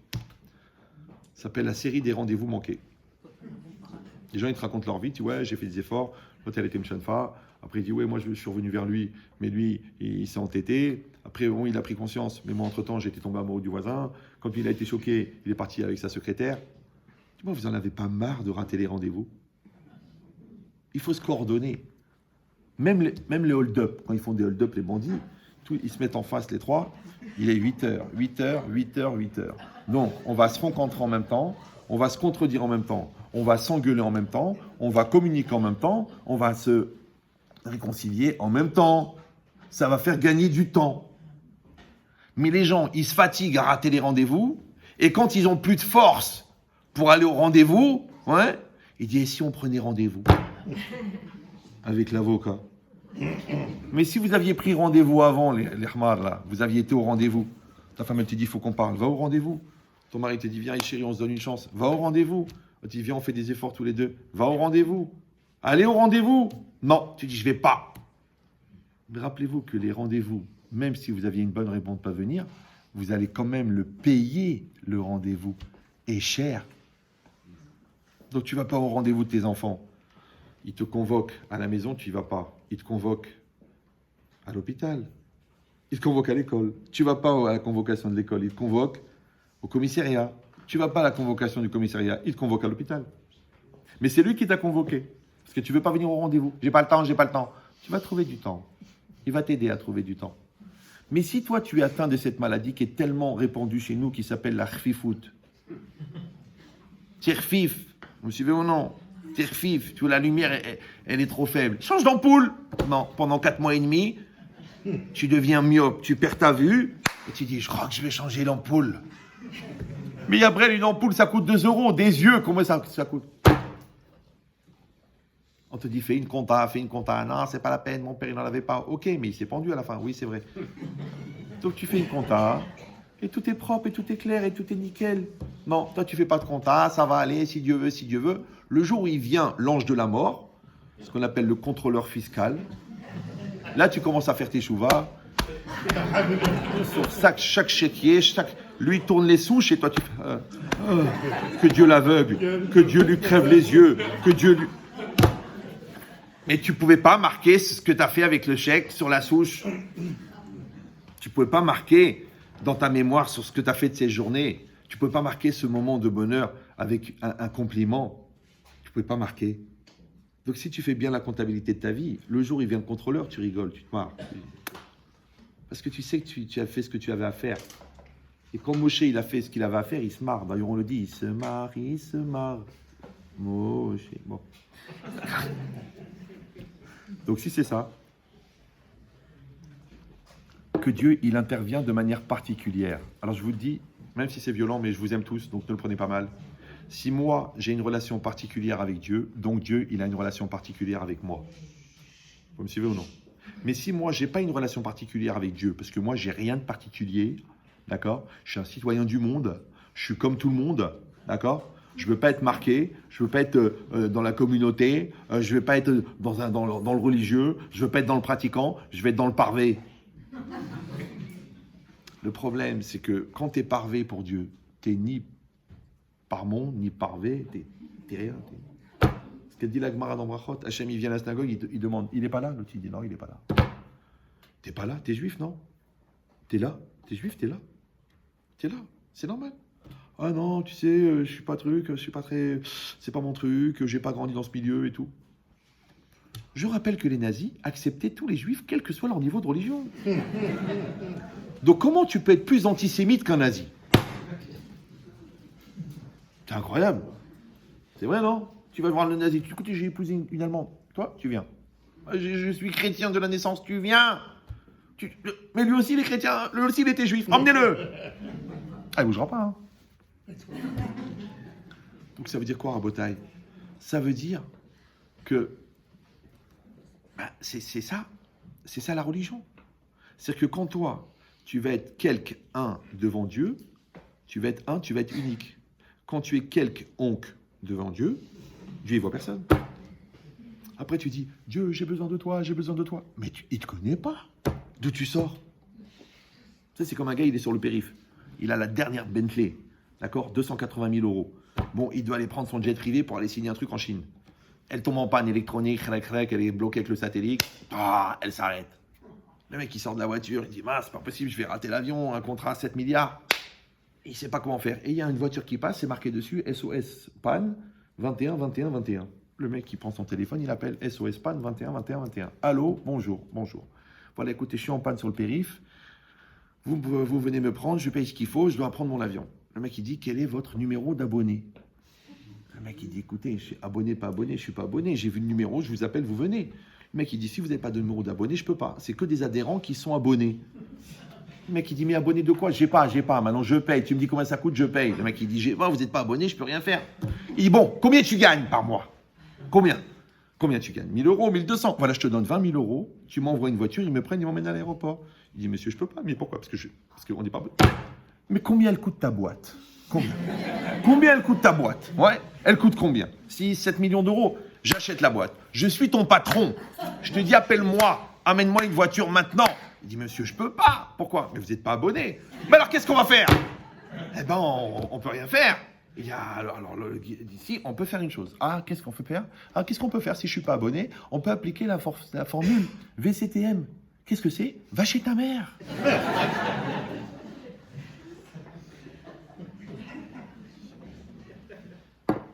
Donc toi, tu crois que le juif religieux, il fait les mitzvot, il met les tefilines, il garde ses yeux, il s'investit dans la prière, il apprend la Gemara par cœur, il fait attention à ses filles, il met une kedusha dans la maison, il respecte sa femme, il n'abuse pas d'elle, même dans le lit. Il fait tout ça pour rien. Il fait tout ça pour être abonné. C'est tout. Il fait tout ça pour être abonné. Quand tu n'es pas abonné, après tu dis, ouais, le silence de Dieu, quand j'ai eu besoin de lui, il n'était pas là, j'ai senti son absence. Mais lui aussi, il a senti la tienne. Parce que c'est une logique, encore une fois, de miroir. C'est-à-dire que si toi, tu as une relation particulière avec Dieu, tu as une relation particulière, tu lui parles, tu fais ses mitzvot, tu tiens son Shabbat, tu es en vision de lui, tu vois son nom partout. Donc le bon Dieu, il est avec toi parce que tu es avec lui. Mais si toi, tu fais tout pour être loin, écoute, tu me saoules avec ta religion, ça me prend la tête. Moi, je prends toujours mes billets le samedi, d'accord? On a pris un traiteur pas cachère pour la bar mitzvah, d'accord? On a amené des danseuses, on a appelé les folles. Après, on a fait une soirée avec tous les rabbins. Et on a amené le Rav Yitzhak Goueta, très connu, le Rav de Rabbi David, le Rav de Ibiza, très très connu. Hein. Oh là là, une shechina, babati, il y avait une ambiance. Tu aurais vu tous ces cachets bleus qui se baladaient, c'était de la folie. D'accord? Tu vois, c'est ça ton problème. C'est ça ton problème. Tu cultives la fracture et tu cherches la proximité.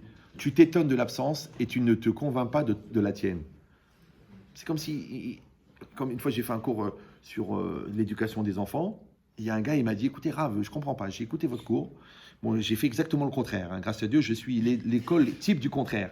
Eh ben j'ai appelé mon fils, je lui ai dit, écoute mon fils, il a 19 ans, je lui ai dit, écoute mon fils, ok j'ai divorcé, ok j'ai quitté ta mère, ok je suis parti avec la secrétaire, ok j'ai pas donné signe de vie, mais maintenant j'ai écouté un cours d'un rabbin très très sympathique et je veux rattraper le temps perdu, je vais être avec toi et tout. Vous savez ce qu'il m'a répondu mon fils?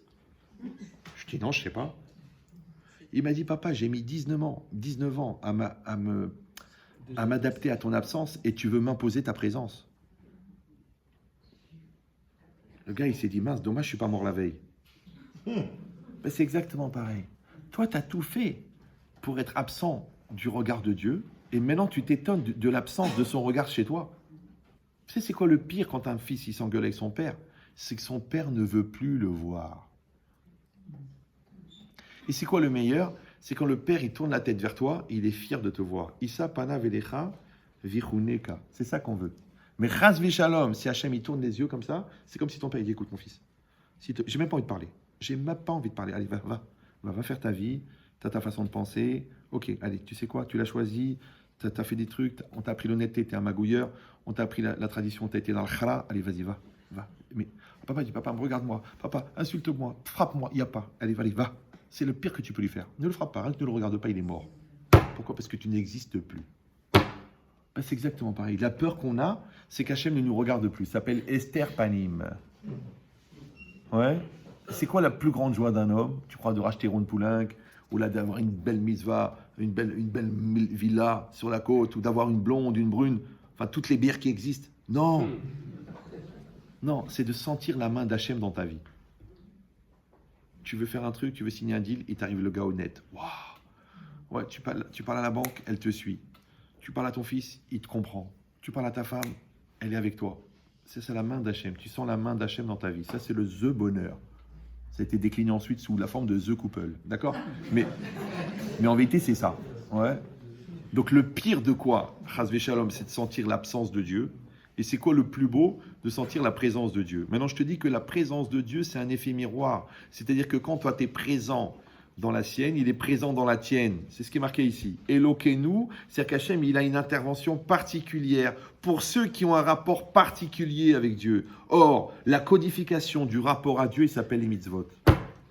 Alors toi, tu dis non, moi j'aime Israël, il y a du bleu et du blanc partout chez moi, moi je mange que des falafels, c'est un minag, moi j'ai des arbres partout, ouais, je suis un adhérent du KKL, comme ça si je veux me faire pendre, je sais où aller. D'accord? Non. Ça, c'est les hommes qui ont donné des définitions. La définition, elle est marquée. Le bon Dieu l'a donné la définition. La définition, elle s'appelle 613. La définition, elle s'appelle les tefilines. La définition, elle s'appelle le mikvé. La définition, elle s'appelle la cache-route. Maintenant, toi, tu veux jouer l'apprenti sorcier. Tu vas inventer des nouvelles définitions. C'est très, très à la mode aujourd'hui, surtout pour les gens qui sortent de la ville, ce qu'on appelle les hors-villeurs. D'accord? Non. Toi, tu dois rester concentré. Rester calme. Ouais. Parce que... Non, c'est pas méchant. Je pourrais être beaucoup plus méchant, mais je me retiens. D'accord? Mais non, c'est une grande tentation aujourd'hui. Qu'est-ce qu'on peut faire? Ça donne le niveau de la génération, de l'Aïnara. Bon, ça aurait pu être pire. Mais c'est quoi l'idée? L'idée, c'est que En a emet chadash ve en a chadash emet. Le nouveau n'est pas vrai et le vrai n'est pas nouveau. Maintenant, on a des règles qui marchent depuis 3500 ans. Donc les gens qui veulent faire du nouveau, en général, leurs petits-enfants, ils ne sont pas juifs. Parce que tu enlèves une lettre du Sefer Torah, il est plus cachère. Une lettre. Alors si tu enlèves une paracha, imagine la paracha, ils font l'afta, ils font l'agba, et tu vois des trous dans le Sefer Torah. Tu dis, ah, ça doit être un Sefer Torah réformiste. Ouais. Donc il est complet. Ben, c'est exactement pareil. Toi, tu es complet avec Hachem, Hachem, il est complet avec toi. Ah, tu dis, oui, mais on ne peut pas être complet parce qu'on est en devenir, on avance. Alors au moins, tu as la Emouna complète. Au moins, tu es à 100% avec la Torah. Tu es en 100% avec les Chachamim. Si tu as la Emouna dans les Chachamim et dans la Torah, même si toi, tu n'es pas dans une pratique parfaite en ce moment, parce que tu es en phase de le devenir, tu as la valeur. Mais si toi-même tu commences à toucher à la définition, je rappelle que H2O, c'est de l'eau. Mais H3O, c'est pas de l'eau. H3O4, c'est pas de l'eau. Donc ne touchez pas aux définitions. Faites ce que vous voulez. La couleur du vêtement, l'ambiance, l'uniforme, le drapeau, la cuisine, le folklore, la hada. C'est pas grave. Mais les définitions, touche pas aux définitions. D'accord? Ça s'appelle que quand toi, tu gardes les définitions que Dieu t'a données, alors même toi, tu deviens générateur de définitions pour Dieu. Parce que le Ritba, il dit dans Rosh Hashanah que comment ça se fait que quand les Chachamim, ils ont donné des lois, ces lois, elles s'appliquent avec la force de la Torah. Il dit parce qu'Hachem, il a laissé des blancs dans la Torah pour qu'ils soient comblés par les Chachamim. Mais quel genre de Chachamim? Des Chachamim qui connaissent toute la Torah entière, des Chachamim qui parlent avec Eliyahu Hanavi, des Chachamim qui font revivre les morts, des Chachamim qui ont une Kedusha extraordinaire. Mais des gens qui apparaissent en jean sur un magazine Goy, c'est eux qui vont t'enseigner la Torah. Non mais il faut se... Ouais, et tu vas me dire oui, parce que c'est à cause de la banque à laquelle elle appartient, parce que elle, c'est elle.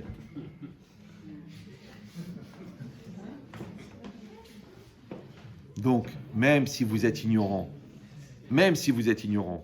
ignorant, ça, c'est pas une autorisation d'être bête. Même si vous êtes ignorant, renseignez-vous quand même. Allez chercher de la Kedusha et ayez un ressenti. Alors, de la même manière qu'un grand barbu, si vous ne le sentez pas, vous le sentez tordu, vous le sentez bizarre, n'apprenez pas de lui. À plus forte raison, quand la barbe, elle pousse à l'intérieur, donc elle empêche le cerveau de se développer, de faire attention.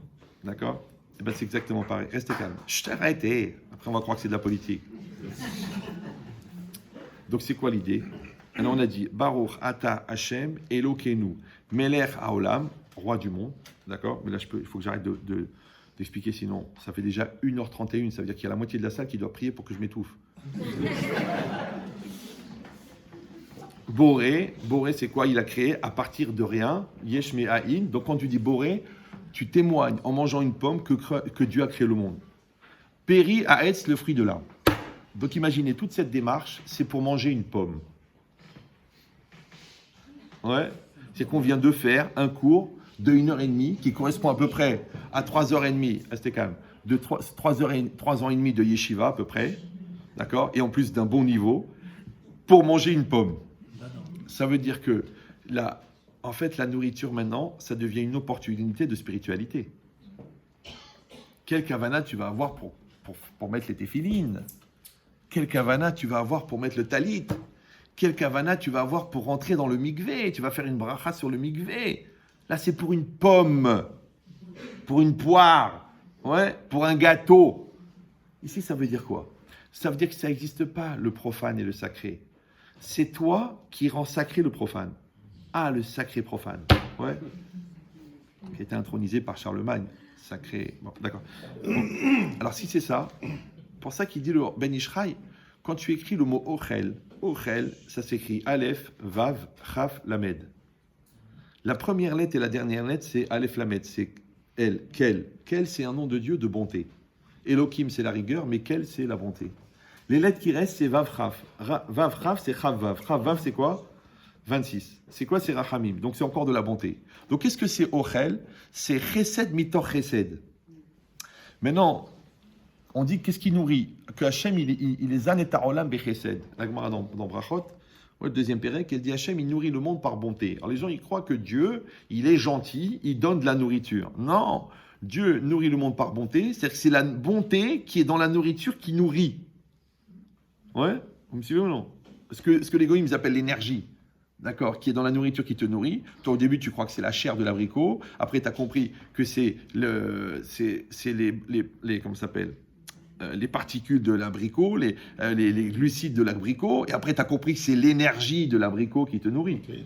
Maintenant, le problème, c'est que pour avoir un lien avec cette énergie, il faut que tu aies un login pour débloquer ce lien. Ouais. Alors tu dois manger dans un esprit bio. Donc tu as compris que vegan, c'est pas juste la bouffe, c'est un esprit, d'accord? Ben, de la même manière, la bracha, c'est pas pour manger de la bouffe, c'est un esprit. C'est que je viens pas pour bouffer, je ne viens pas pour combler un manque, je viens pas pour saturer un estomac, d'accord, ou pour remettre en cause l'équilibre de mon foie par la masse de sucre que j'absorbe. Non, je viens pour une opportunité de collecter l'énergie divine qui est dans le fruit. Mais pour ça, il faut que je donne un login qui est lui aussi divin. Donc, Baruch Ata Hashem, en fait, c'est un code pour pouvoir recevoir l'énergie divine nourricière qui est dans le fruit. C'est pour ça qu'il dit que le Gaon de Vilna, quand on dit toujours le monde a été créé par 10 paroles, vous savez, vous avez entendu ça. Mais quand vous comptez, il y a 9. Mais les gens ne comptent pas, ils n'ont pas le temps, ils font confiance. Ouais. Il dit, c'est quoi le 10e? Le 10e, c'est que Dieu, il a ordonné aux arbres de produire des fruits qui nourrissent l'homme. C'est-à-dire que la capacité nourricière du fruit, elle n'est pas dans le fruit. Elle est dans un ordre que Dieu a donné au fruit. La preuve, tu manges des chambres à air, tu ne te nourris pas. Même un petit émincé de chambre à air comme ça avec une sauce tartare, ça ne nourrit pas. Mais si tu manges des abricots, ça nourrit. Donc l'abricot, il contient une fonction divine de nourrir. Maintenant, pour toi, que tu aies cette capacité à absorber l'énergie nourricière du fruit, il faut que tu te mettes dans un mental de te nourrir du fruit. Ça va? Maintenant, il y a une maladie, très bizarre. C'est des gens qui mangent à plus que satiété et qui meurent de faim. C'est que la personne, elle a mangé, par exemple, je sais pas, moi, j'exagère, 10 000 calories, et elle mange tous les jours 10 000 calories, et elle s'affaiblit, et un jour, elle meurt. Et quand on lui fait l'analyse de sang, elle a 400 calories dans le sang. Tu dis, c'est pas possible, le mec, il mangeait. Et c'est une maladie qui existe. Vous parlerez avec des médecins, ils vont vous expliquer. Ouais. C'est que la personne, elle est morte de faim alors qu'elle n'arrêtait pas de manger. Tu sais pourquoi? Parce que le manger est rentré, mais son système digestif ne prélevait pas les vitamines. Du coup, il avait des excréments très très riches en vitamines, mais son corps très pauvre. En français, on appelle ça, ils ne savent pas profiter de la vie. Pendant 20 ans, tu es en face de quelqu'un. Grandis avec elle, grandis avec lui, évolue avec lui. Non, vous ne le connaissez pas, il est fou, ça me prend la tête, ça me saoule, je ne baisse pas les défenses, ma mère, elle m'a dit jamais une concession. Ok. Eh bien, tu vois, tu t'es pas nourri de lui. Eh bien, tu sais quoi, il te manque même pas. Et puis, ça t'intéresse même pas. Et puis, vous trouvez que vous n'avez rien en commun parce que tu n'as pas digéré les apports qu'il t'a apportés. Comme lui, il n'a pas digéré les tiens. Vous me suivez ou non? C'est pareil. Tu fais les mitzvot, tu fais les mitzvot, tu fais les mitzvot. Elle arrive une avéra, tu fais la avéra. Bon, tu as 14 ans, c'est normal. Tu as 54 ans, tu l'as fait avec la même impulsivité. Donc, ça veut dire que toute la Torah que tu as étudiée, elle ne t'a pas pénétré. Toutes les prières que tu as faites, elle ne t'a pas pénétré. Ça fait 58 ans que tu dis Veshameru bene Israël et ta Shabbat, la Asot. Et tu prends ta voiture Shabbat, tu prends ta voiture, tu roules avec la bagnole, tu roules et tu chantes dans la voiture. Veshameru bene Israël et ta Shabbat Shalom, Shabbat Shalom. Avance vite, c'est bientôt Shabbat. Tu dis, mais je comprends pas, tu es incohérent. Non, tu sais, chez nous, on est comme ça, nous, on aime Hachem, on aime le Rabbi, on aime Baba Baruch, mais on ne fait pas Shabbat. Il va à toutes les Iloulotes, celui-là. Toutes les Iloulotes, mais c'est lui le plus allumé de tous. Ouais. Mais ça fait 10 ans que tu vas à la Iloula, tu ne fais pas Shabbat. Ah, tu comprends, nous, on a un autre rapport. Il m'a dit, non, ça, c'est le judaïsme rabbinique. Pourtant, la vérité, non, j'ai arrêté très jeune d'être con, la vérité. C'est quoi ça, c'est le judaïsme rabbinique? C'est-à-dire que ça, c'est quoi? C'est le judaïsme traditionnaliste. C'est des gens qui font des avérotes par tradition, depuis des générations. Eux, c'est des pratiquants, ça veut dire qu'ils font que les mitzvot pratiques. Tout ce qui n'est pas pratique, ils font pas. Ouais. Ils savent pas où mettre la mezouza, ils la mettent pas. Où je vais la mettre? En plus, ça fait dépareiller dans le 16e. Autant, tu as des immeubles, grâce à Dieu, dans le 16e, il n'y a que des mezuzot. Même les goïms, ils demandent une kippa en rentrant. D'accord? Donc, Rabotai, c'est pas shoot que Ochel, c'est pas de la nourriture. Ochel, c'est une opportunité. Maintenant, étant donné qu'on mange toute la journée, ouais, et qu'on a l'occasion de connaître cette faim, F-A-I-M, qui nous permet d'atteindre cette faim, F-I-N, de cette relation avec le divin, c'est pour ça qu'ils ont dit les Chachamim, celui qui fait 100 brachot par jour, ouais, il va à l'olam haba. Réfléchissez. Tu crois parce qu'il a fait une bracha, deux brachot, trois brachot? Non.